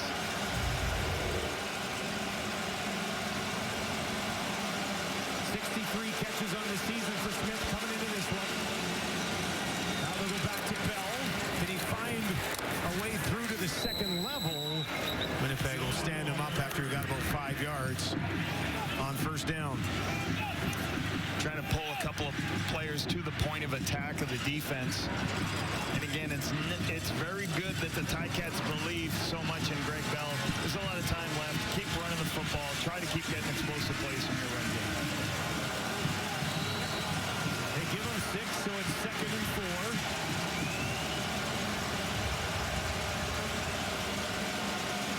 Just over 4 minutes to play, third quarter here at Princess Auto Stadium. Mitchell from the pocket lays it out there, and that is broken up by Nichols as he tried to find O'Leary Orange. And Dietrich Nichols had another idea. Just making sure, and Winnipeg's not going to give you anything. The ruling on the field is an incomplete pass. Incomplete pass. The officials were trying to decide whether it was a catch or not. It was full incomplete. So if it was a catch, it would have been 3rd and 1. They probably would have gone for it. Dietrich Nichols gets involved. Good stop there by the Bomber defense. And again, at this point of the the game, you're going to get zoned the entire game. It's going to be different. You're going to have to stay on the field. You're going to have to not drop footballs, not get behind the sticks. You're going to have to earn everything with a lead like this. Bombers just going to play zone all day. Constantinu back into work, averaging just under 49 yards per punt this year. Hangs this one up there. Valvo will slide over. Takes it cleanly at the 10. Made one-man miss and will get wrapped up and taken down along the near sideline by Braxton Hill on a beautiful Saturday afternoon in Winnipeg.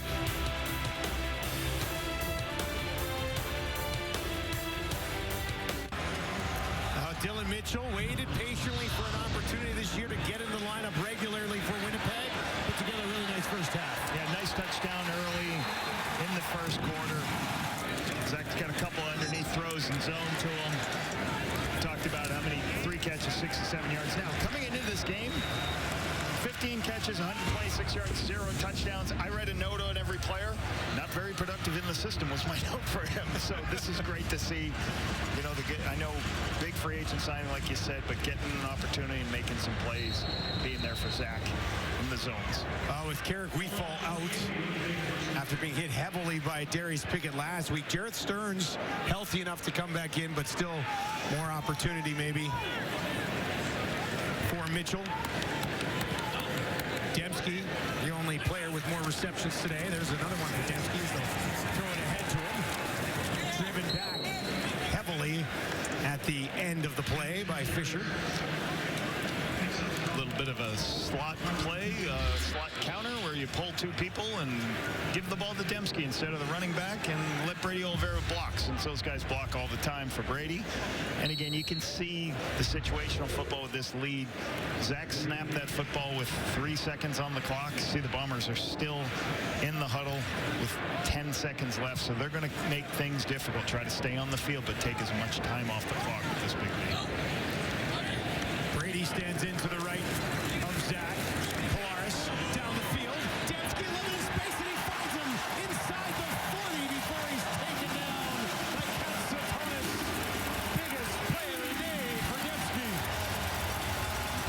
Upstairs, I'm looking, I'm seeing the Tiger Cats in man coverage, and I'm saying the ball's gonna go to Dembski. Here's a corner route with 2 hitches underneath, and all you do is see the leverage of the strong side linebacker. Stubblefield gets inside position. Zach sees the corner low, throws it outside. That is the throw that these 2 guys are so good at, so difficult to do. Stubblefield gets beat in man coverage on that difficult strong side linebacker position. Kolaris has been taking shots downfield today. That one 46 to Dembski. Found Mitchell for 44. Found Wilson for 56. And now he's going to look for a big chunk again. Too much juice this time. Trying to find Stearns working against Amos. Zach a little too much on that one. Little play action pass, fake. As you see Zach right here, they're going to fake that little counter play they just ran to the slot. He's going to break contain, take the shot down to Gareth Stearns. Just misses it a little bit. You can see his frustration there.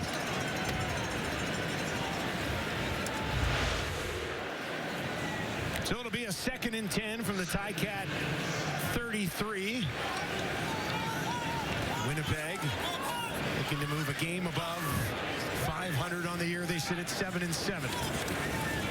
Claris finds Brady. Bit of a screen set up, and Brady will take it down inside the 20 for a Winnipeg first down. Nice job on the screen pass. You're going to get a kick player, you're going to get an alley player, and you're going to get a rat kill player. I love the rat kill, Dustin, in the screen game. So Brady's going to leave after a 2 count. You got a bunch of offensive linemen downfield blocking for you. Really good job and good safe call by the Bombers here.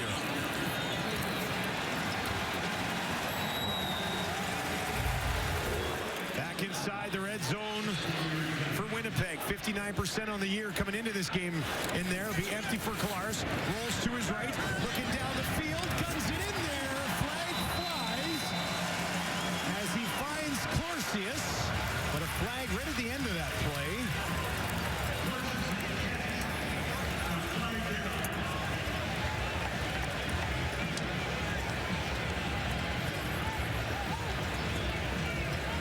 think we got a legal contact. Legal contact on the receiver. Hamilton, number 8. The penalty is declined. It's going to be first down for Winnipeg. First down for the Bombers, and Strebler back into the game with that ball at the 1. Clarcy is coming across the screen as Zach can't find anybody to the wide side of the field. He looks back. Great job by Clarcius running and getting in the line of vision of your quarterback. Strebler again, touchdown Winnipeg, as they finish off the drive in the hands of number 17.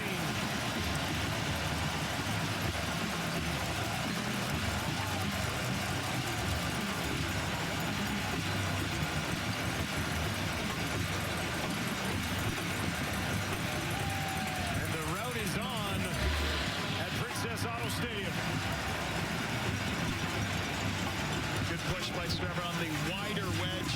You're going to go a little bit wider outside, closer to your tackles and ends where the more defensive backs out there. Just find the crease, get up inside, continue to build their lead. Nice drive at the end by this really good drive by Zach and company.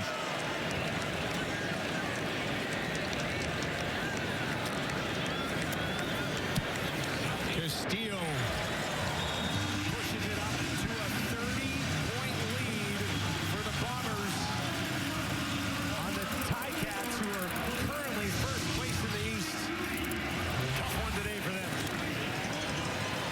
Big shot play versus man coverage. Get Nick Stensky on the corner route. Explosive plays leads to touchdown. Screen pass on 2nd and long. Get big yardage to Brady underneath.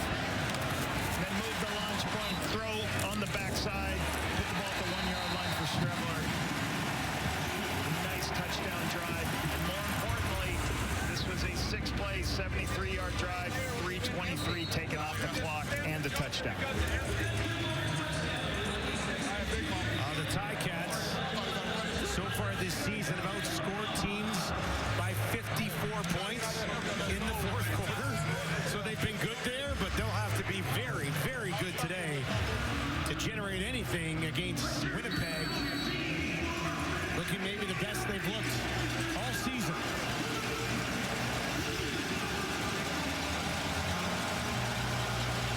Moxie and Wooden back to return the kick from Castillo. Wooden takes it just outside the 5. Spin move to the 30, and that's where he will be stopped in his tracks. And that'll do it for the 3rd quarter here in Winnipeg, where Bombers fans are loving it. Winnipeg, well on their way to their 5th home victory of the season.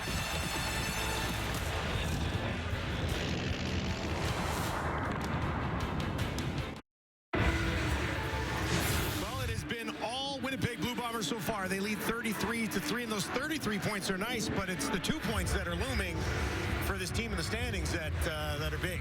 Yeah, as a coach and players, you want to control your own destiny.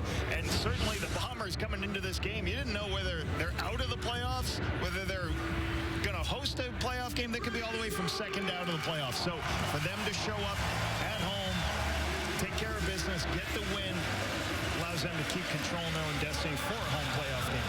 Trying to keep pace with the BC Lions, both the Lions and the Bombers. Assuming this result holds up, the Bombers and Lions are both within striking distance of the Calgary Stampeders, who have started to trend in the wrong direction. So the West is undecided and a lot of football left to play. Mitchell's 15 of 23, just 149 yards. All the time in the world here. Checks it down to Bell. And Bell will get about a yard working against Woodbay.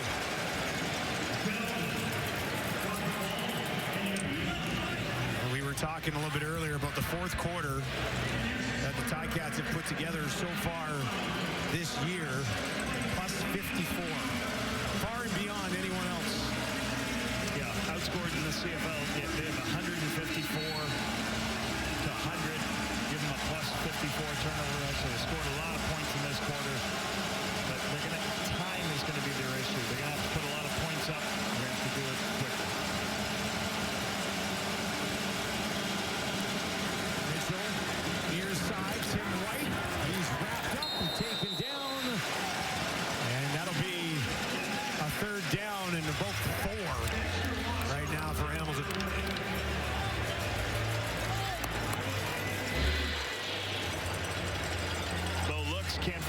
see how quickly he gets to his underneath check down.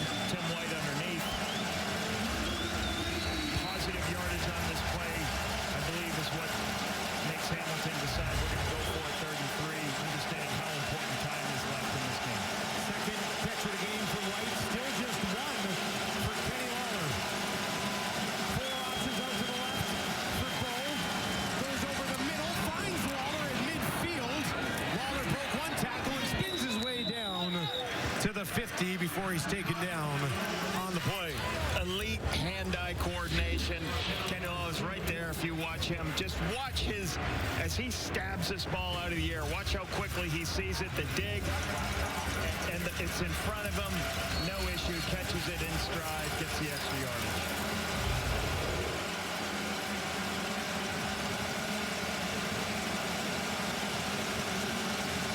This time in the belly of Bell. And he'll take it down to the Winnipeg 45. He's closing in on 90 yards on the ground in this game. Keep you honest, get a 7-yard, put you in 2nd and short. Injured Bomber. There's Wilson.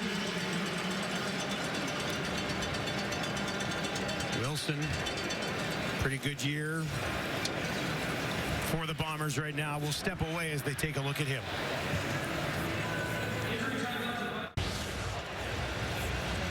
Continue to look at Wilson on the sideline.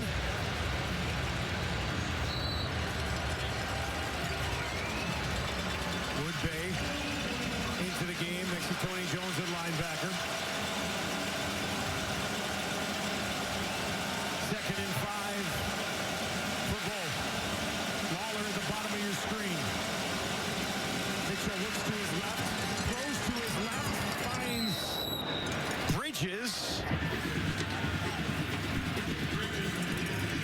And they'll move the chains. Smith will be the underneath player that's going to open up Bridges behind it. You'll see Smith right here. Go up, sit down. I call that a hitch bang. He hitches and then bangs it outside. Gets the Shamar Bridges open behind it. The easy completion. As Bo continues to go no huddle. 3 receivers, wide side right. Now Smith will slide in to protect for Bo. Bo looks, wants an end zone shot, lays it out there, trying to find Kenny. Too much. Lawler couldn't get there. Another shot play. Kenny Lawler on the outside. Trying to make a double move here. They've got the double move. It's just a little bit too far off. They kind of missed probably the 3rd throw of this game for these 2 guys. Throw they'd like to have back. Lawler has been targeted 8 times in this game, but has just 2 catches for 34 yards in a season where he's pretty much set career highs and everything.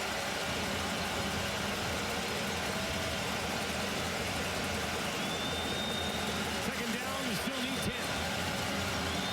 Mitchell lays it out there, a little high, but it's hauled in by Smith. Rated that first down marker. Houston and Woodbay on the tackle. Nice concentration on the out route. Very similar again. Both throws this so quickly. Defensive back can't make the play. Driving it. Dietrich Nichols just can't make the play. It's a little bit high. Nice catch by Keandre Smith. Nice first down.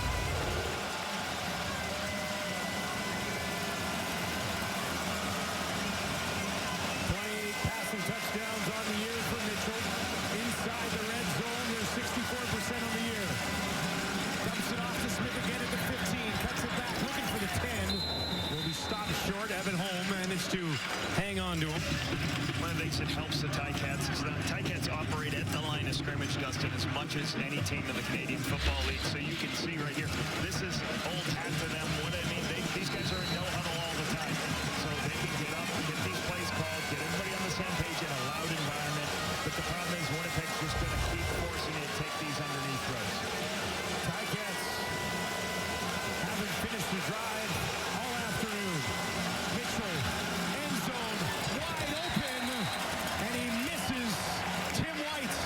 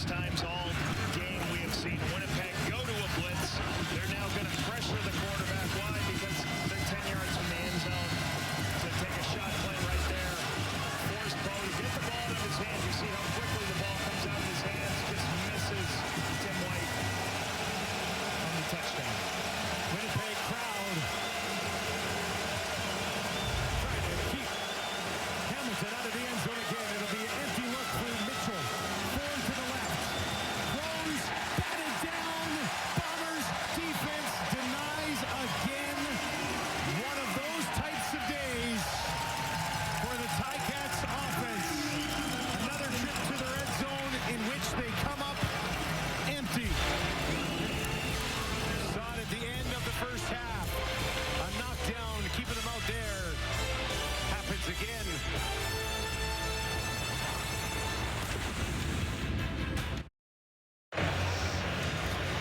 Well, another sellout crowd here in Winnipeg at Princess Auto Stadium. 12 in a row dating back to last season. 32-343, and they're in a good mood today, aren't they? 24 degrees today, beautiful sunny day, and just a packed house and crowd. And entertaining right from the start, right off the opening kickoff. A bang from Vavel right on the opening kickoff, his 4th return touchdown of the year. Zach Collaros, 318 yards. That's his 3rd 300-yard game of the season, 38th of his career. Bo has 9 300-yard games this season. He's just at 212. Handed off to Brady Oliveira. This is usually Brady Oliveira time here. Less than 10 in the 4th quarter with a big lead. Might see a lot of Brady over the next little while. We'll be rolling players in here, and 2nd and 5 is going to be a heavy run down the rest of the game. Oliveira's at 64 yards. Back-to-back 100-yard games coming into this. He's got 3 on the year. He's never had 3 in a row. Might not get there today.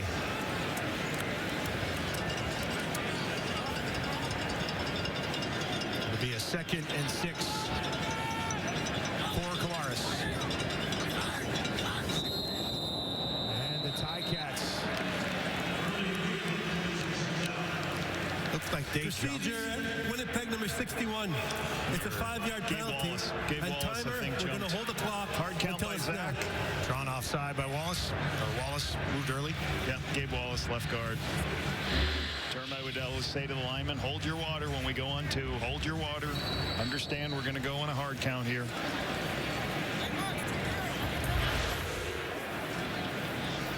Forces probably a definite throwing down now at 2nd and 10.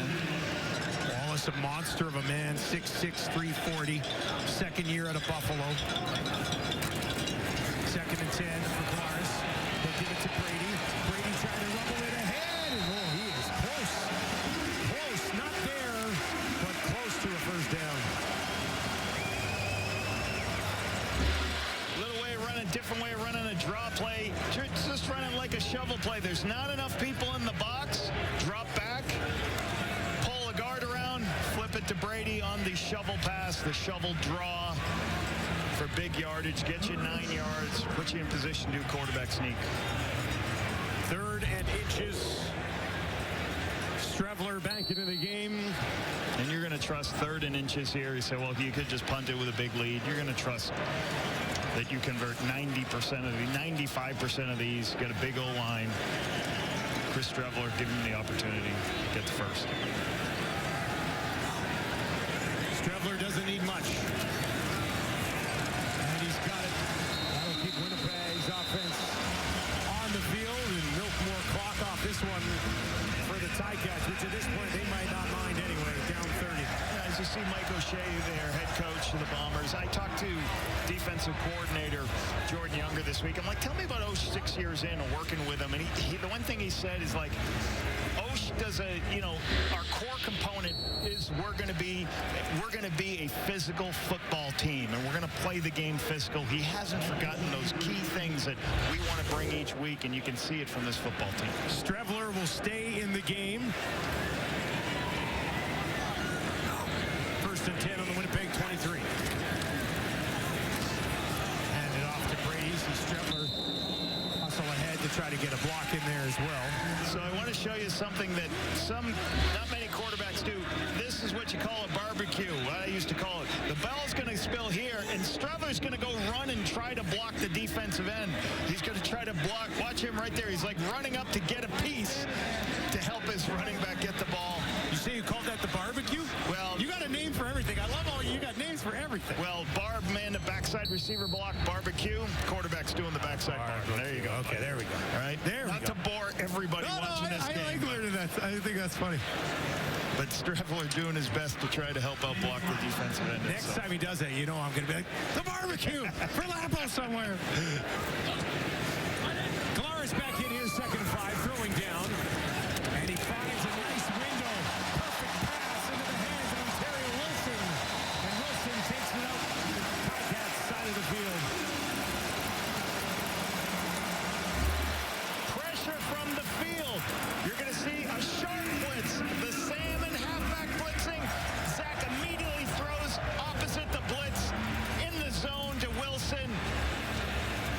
escape there. Big first down. Great recognition of all the different pictures the Ticats defense is trying to slow down Zach. Great accurate throw.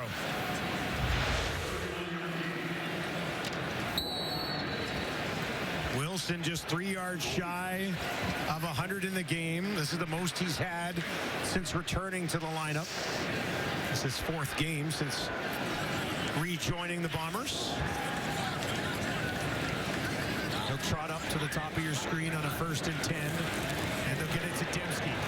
Dembski held on to and thrown down on the play by Hubert. Dembski's had himself a day, over 100 yards. That moves him up from 9th to 7th today on the all-time receiving list. I was fortunate enough to spend Coach Clarence Denmark on 2 occasions. Very good football player. We know Ernie Pitts was a great football player, and he's got a ways to go. And Terrence Edwards, another great player. There's some very talented receivers in this core, and obviously our own Milt Stiegel up there. So congratulations, Nick Dembski. Doing really good things as a multiple athlete for this team. Hometown boy. Moving up a couple of spots on that list today. 7 yards, 3 more to Brady, right up the middle. Takes it down inside the 40. Here's a look at what Dembski's done today. 6 catches on 6 targets. A lot of times in this defense was playing soft and gave Nick easy catches, and Zach just said, I'm just going to throw it, disregard what run play we have. Here's a little bit of his running ability as a running back, running a counter play. The one snap of man coverage. What do you do? Throw a corner out to Nick Dembski running away from Stubblefield. Just multifaceted. This is the deep ball player they want to get the ball to when it's man coverage. Zach's going to trust that he's going to be in the right spot for him, and you see it all the time on these deep shots. Up to 7 catches for Dembski. Had 9 in one game earlier this year. Handed off to Brady. Takes it down inside the 30. Gang tackle there.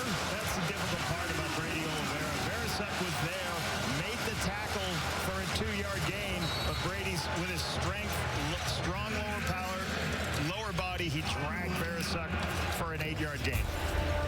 We've hit 3 minutes in the 4th quarter in Winnipeg. All Bombers, all afternoon.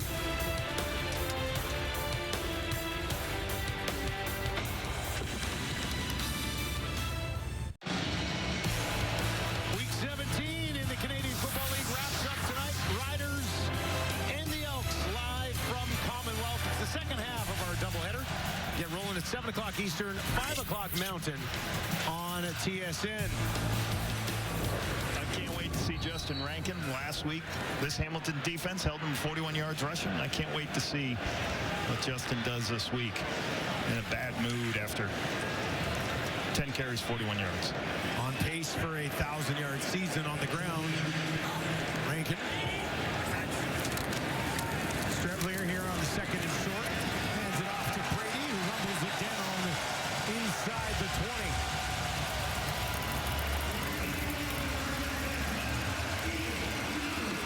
No better feeling when you start with the ball backed up. Everybody in the stadium knows you're going to run the football, and you continue to create first downs and keep using your leg. You see Brady there. There is no hole. Brady's legs create the extra effort and the first down. Brady now just a couple of yards away from another 100-yard game. And you said it earlier, that's an amazing stat for the first time in his career. Strebler fakes the toss, takes it himself down inside the 10, and another first down for Winnipeg. Strebler coming in to utilize your best players and I distract your defense. They're going to fake a toss to Brady, but then pull 2 people and then get it up inside for Strebler. So you fake the toss, get everybody to flow in that direction, pull 2 people to the left. You can see the 2 pullers coming this way, and then Strebler follows them. They create the crease in the defense on the quarterback counter play, faking a toss.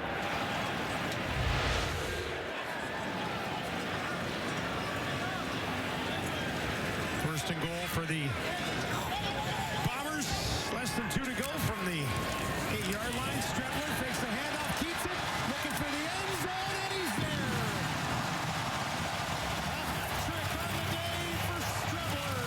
This time from 8 yards out. And Winnipeg loving this beatdown of the Ticats.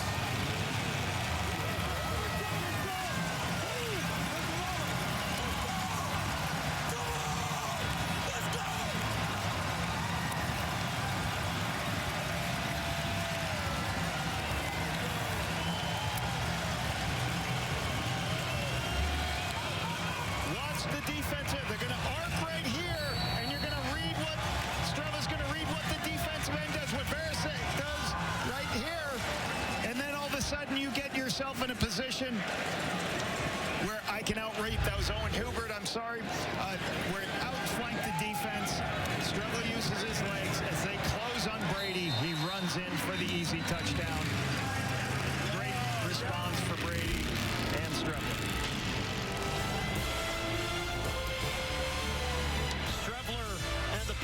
Doing whatever they want against the Ticats today.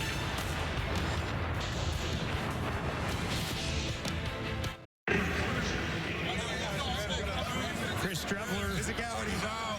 Calm down a little bit now. Hear him say physicality, pushing his way in for his 3rd touchdown of this season. And I'm going to declare this a Winnipeg victory. They're up 40-3. I think we're good there. Very interesting to see how this plays out down the stretch. With the, obviously, you got this crossover. You know, Winnipeg continues to put themselves in a position to be anywhere in this playoff mix. Home playoff game all the way to crossover. And this could be crossover? I mean, this could be. Let's see how the rest of the season shakes itself out. But I don't think it's unheard of that Montreal could track down Hamilton.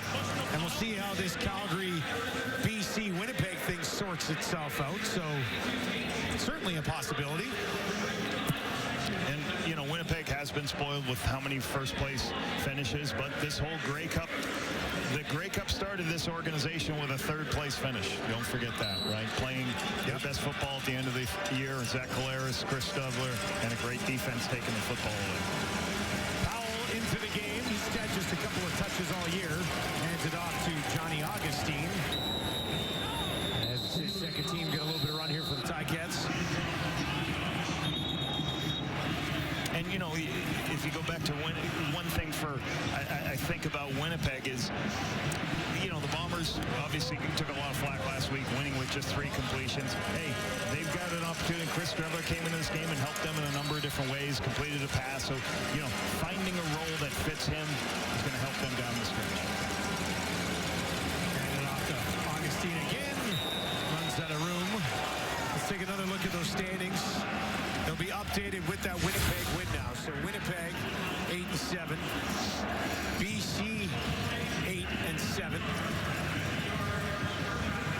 Yeah, and certainly, obviously, Calgary, you know, has had a couple of missteps the last couple of weeks. So that puts everybody in a position like, hey, I can catch and get that home playoff game.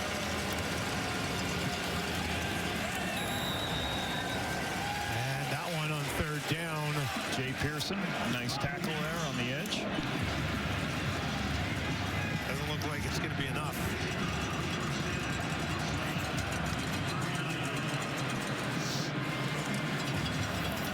Well, they do give him a good spot.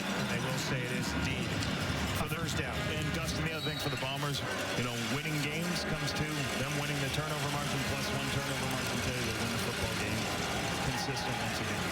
Here's Powell. A little bit too much for Ternowski. So for Hamilton, Papa, what's it like coming off a loss like this? Still first. Get Toronto next week. You just sort of wash this one away, or how do you approach this one? You learn what you can learn from, and you have an understanding like, hey, listen, we can still control our own destiny, what we need to do. We can still control everything. Learn from the mistakes of this game, and just get ready to play Toronto.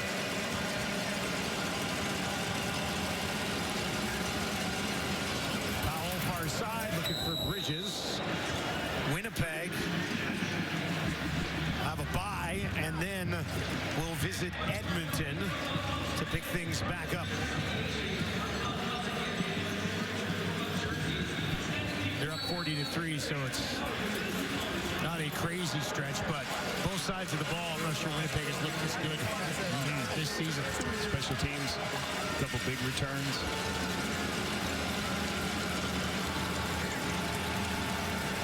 Powell bouncing around the pocket and just take a slide.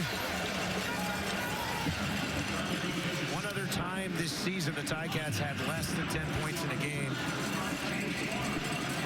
Put 9 on the board against the Riders out in Saskatchewan. So the Prairies have not been kind to the Ticats so far this year. They've owned the East, though. They're 5-1 versus the East. Be 4-5 here against the West after this one. Yeah, for the Ticats, you know, won 6 games to start the season. Had some losses. They had won 3 in a row coming into this. They'll take this loss. And, you know, this was the first time since 2019 this Ticats team was trying to upset the Bombers and win the season series. Finished 1-1 against these Bombers. Streaky team, the Ticats. They lost 2, then won 6, lost 3, and then won 3. Lost here, and they'll try to make sure this doesn't turn into a losing streak down the stretch. See Johnny Augustine, former Winnipeg Blue Bomber. Yeah, there's 16 players on both clubs. It was a stat we saw this week. 16 different players that played on both the Ticats or the Bombers, starting all the way from Zach Collaros, but obviously, rest in peace, Ted Gavaya brought a lot of players when he went to Hamilton.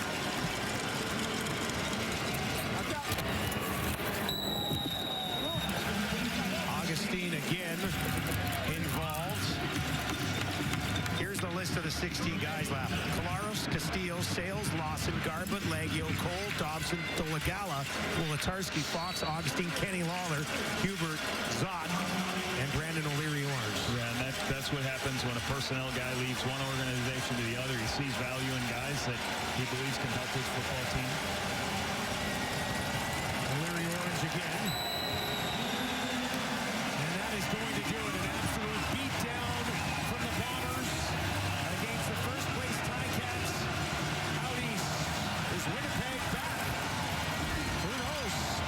Zach Collaros, 20 of 25, 80%, 370 yards, 0 interceptions. Big win for the Bombers. Starting out with that Ontario Wilson.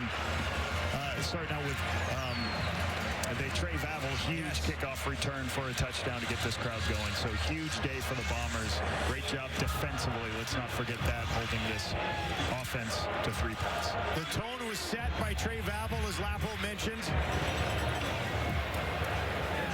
Big return to start this game. Straight to the house. Collaros took it from there, and the defense kept the Ticats bottled up for the entire afternoon. When it's all said and done, Bombers 40, Ticats 3. A very convincing victory for Winnipeg. Let's send it back to the panel in Cape. All right, Dustin, back alongside Enoch Mwamba and Milt Stiegel, and what a statement game by the Winnipeg Blue Bombers. And look, we all talked about what Zach would do. He missed the past 2, dealing with that head injury. He looked fantastic. He looked absolutely great. He looked poised right from the start of this one. Arguably one of his best games. Maybe the best game of the season. You know what? I'm going to say that was the best game. I mean, he was nearing 400 yards in that game. But I think the best part, if you're a Blue Bombers fan, is watching that, and he just seemed healthy. He seemed A-okay throughout that entire game. Yes, and this was a beatdown, and it started from the opening gun, and Zach finished it off. As we just mentioned, maybe the best game of the season so far, not only for Zach, for this entire team. It was a complete beatdown. Zach was spreading the ball around. Dembski, it was good to see their offseason acquisition, Mitchell, get involved, and of course Brady Oliveira doing his thing along with Strever. So this team is going in the right direction. Another sellout for the greatest fans in the CFL. Oh, wow. You had to slip that in. You guys told me to say that. No, we didn't. For the greatest fans in the CFL. So these Blue Bombers needed this. They needed this type of victory. They didn't beat the the Hamilton Tiger Cats. They made the Tiger Cats quit. And if I'm Scott Milanovich, I'm concerned about that because his team literally quit because they were getting beat down. So good for those Blue Bombers to get it going. Yes, they won last week, but they need a victory like they had today. You know what? We were talking last night about the concerns we have with the Calgary Stampeders and how they're trending in the wrong direction going towards the postseason. I think we're kind of on that precipice of saying that about the Hamilton Tiger Cats. The fact that they can only put up 3 points in this game, and we were talking about this is going to be Kenny Lawler's big breaking out game going back into Winnipeg. But you know what? Give the Bombers D credit too, because they were great in this game, and to hold off Kenny and Bo like that. Bell had a pretty good game, I would say, overall, but that offense just couldn't get anything going. That's right. They just never really got super comfortable with that offense, and the defense showed up.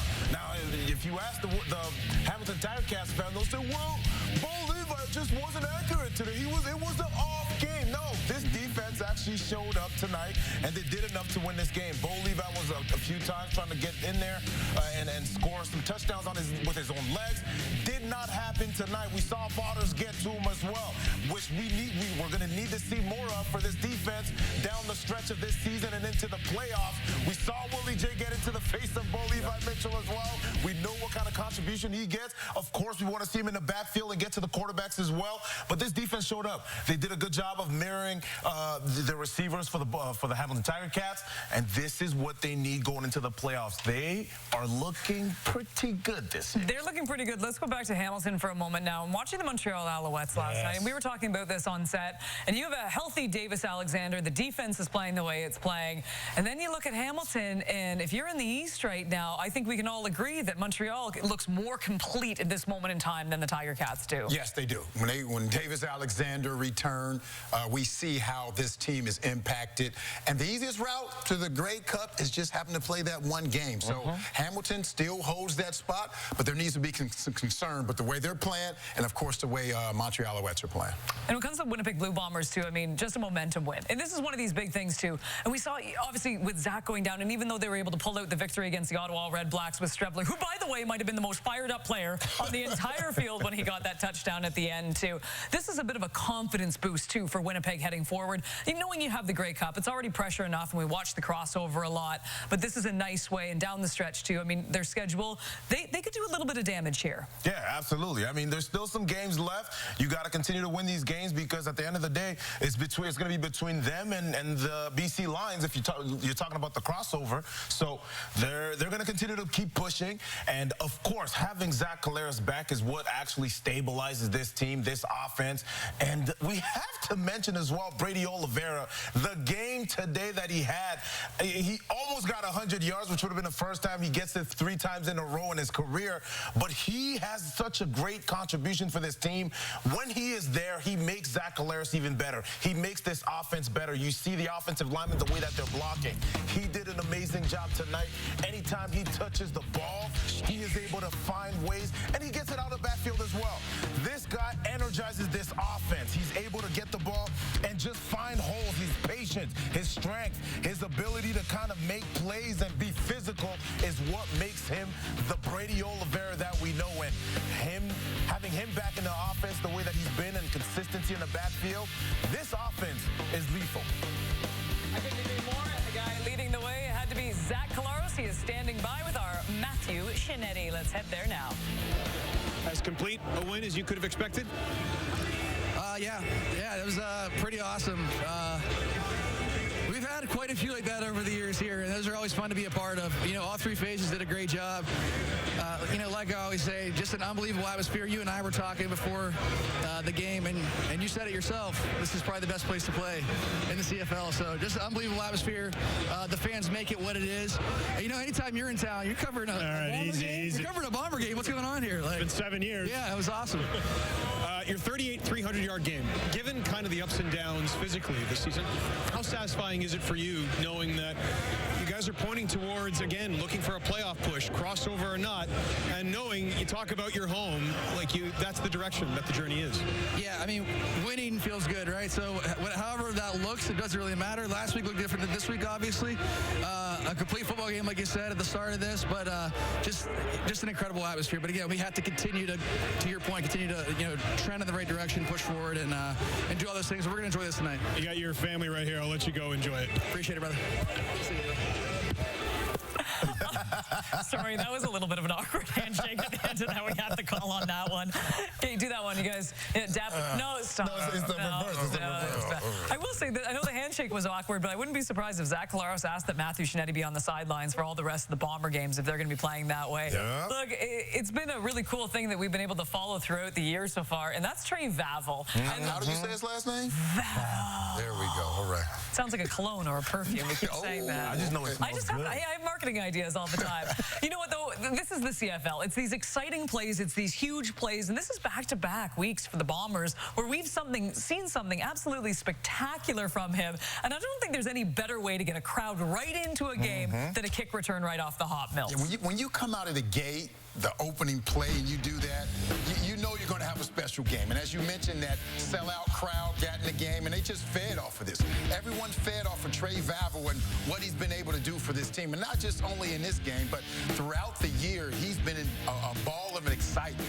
Every time the ball is kicked to him, you know at least he's going to create some good field position for you. So when you have him as your returner, you know as an offense, you know as a defense, he makes your job so much easier. So shout out to Trey for doing this in this rookie year. I mentioned this, that he's probably, unless someone comes out of nowhere, he's going to be the special teams player of the year and probably the rookie of the year. He may be the Winnipeg Blue Bombers MOP. You never know. Okay, that's what type of year he's having. So good for him. Good for him. I like his attitude, too. You saw his interview. Yeah. He's very focused. He seems like a guy that just comes to work and does everything that needs to be done. And again, you talk about the ability to impact the game in another way, to score points outside of the offense. It's amazing to be able to have that ability with the team, especially in this year when the Grey Cup is in your backyard. And the Winnipeg Blue Bombers fans all year has been up and down and up and down. But today, the way that you saw this team, they have to be happy with this. And one thing I know about Vavel, he trusts his blockers. every interview. Hey, I love it. If you're going to give credit to the guys in front of you, that's all we want to hear. All right, let's go back to Matthew Shinetti. He's standing by with Nick Dembski. How much fun does this team have when there are complete wins down the stretch in crunch time in fall? Yeah, man. I mean, this was a statement game. We needed to come together, especially before the bye. I mean, this is the time to do it. So, I mean, we have all been doing this together. A big, veteran presence, obviously, in this locker room. So, we just love to have fun when we do it. Yeah, unpack that a little bit more, because there's a way to see this team dominate on special teams, but also defensively. What are practice weeks like the closer you're in fall? Yeah, I mean, everybody's just tuned in. We all lock in. You know, we know it's all about the little details right now, but I mean, this was just an example of three-phase football. Everybody came together, everybody did their role, and this is what we got to build upon. You're inching up the all-time list receiving for this club. What's it mean, especially in a full day here inside Princess Auto Stadium for you? Yeah, I mean, this is the club I grew up watching. You know, this is obviously Winnipeg's home for me, so it means a lot. It means a lot for this organization to put that trust in me. It means a lot for this guy to keep throwing me the ball. It means a lot for the whole team, all my teammates trusted me. So, you know, I love it, and it feels good, man. Thanks, Nick. Thank you. So he's climbing up those standings in the Winnipeg Blue Bomber history, but I think we should just eliminate Milt Stiegel at this point, because over 15,000, no one's passing him. He's close. Well, come on. I'm going to be quiet on that. You guys. All right, let's take a look at the updated CFL playoff picture. Sask already in at 10-3. They're coming up. They're going to be playing Edmonton. Calgary, another loss last night, drops them to 8-6. And the Bombers move above 500. Yesterday with the Argonauts loss, that's when Hamilton, they clinched a home playoff game. But the fun part now is that Montreal, with their victory, I mean, they can still win the East at this point. And the crossover looking like this. It starts with BC, a big win for them last night over the Argos as they move to 8-7. As mentioned, the later game coming up tonight, we have the Edmonton Elks welcoming the Saskatchewan Roughriders to town. The Elks coming off that East Coast road trip where they had two heartbreaking losses. The Riders coming off a bye. They have not lost 2 straight this season. This should be a fascinating game with very heavy hearts, as well as they honor their late owner, Larry Thompson, in this one. And Enoch, as we were saying earlier at the halftime of the first game here, you're looking at this ground game, and so am I, to be quite honest with you. We got AJ Ouellette, who's only 58 yards away from surpassing passing 1,000 on the season. But then on the other side, you have a guy with Justin Rankin who can really do it all. I mean, he can do it in the air. He can do it on the ground. So offensively, watching the two of these guys should be great tonight. Absolutely. And these two running backs are huge pieces to their offenses. And, you know, you mentioned Justin Rankin. He's so electrifying. Anytime he touches the ball, he can score a touchdown. Leads the league with 20-plus yards rushes in the CFL right now. And no one's better than him when he touches the ball and making big plays. It's him.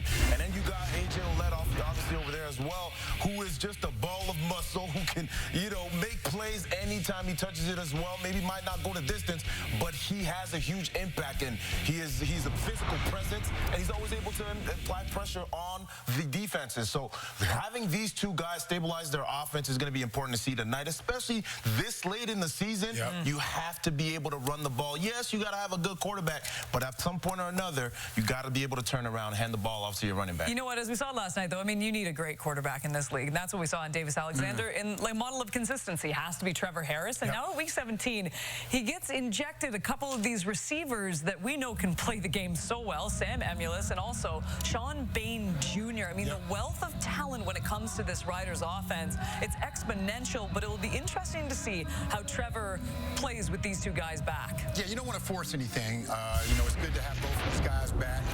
Sean Bain Jr., this is his first time touching the field all year long, and Samuel Emulus, of course, he's played 4 games, but he hadn't played since week 8. So it's going to take a second, in my opinion, to get these guys accustomed to what you've been doing. I mean, Trevor Harris is having a monster year, and he has some guys who's making some plays for him. So you don't want to force it into him. You want to allow them to get acclimated in slowly and just let the game come to you. You know they can make some plays. We know what Emulus and Bain Jr. can do, so allow them to slowly get acclimated to this game. And this offense, with those weapons, with A.J. Ouellette, they can do something special for the rest of the season. They're still trying to lock up that first place in the West. They've already locked up a playoff spot. But as I say, the shortest, easiest route to the Grey Cup is just that one game. If they can lock it up and only have one game to play, and it's in Regina to get to the Grey Cup, it's going to be difficult to beat them.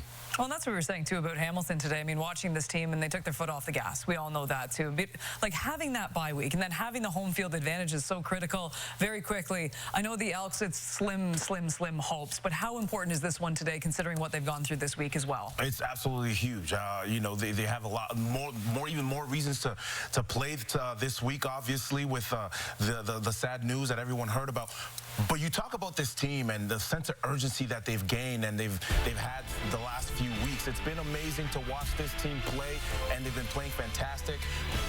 This game tonight, every game going forward is going to be a huge game, so they're going to have to play big tonight. Well, Enoch sold you on it there, and you can see it tonight, 7 Eastern, 4 Pacific. The Saskatchewan Roughriders in to visit the Edmonton Elks. It wraps up week 17, and what a performance today by the Winnipeg Blue Bombers. It all kicked off with Trey Vavel's kick return there and a nice little flip as they absolutely demolished the Hamilton Tiger Cats. We will see you in 1 hour's time for the finale of week 17 in the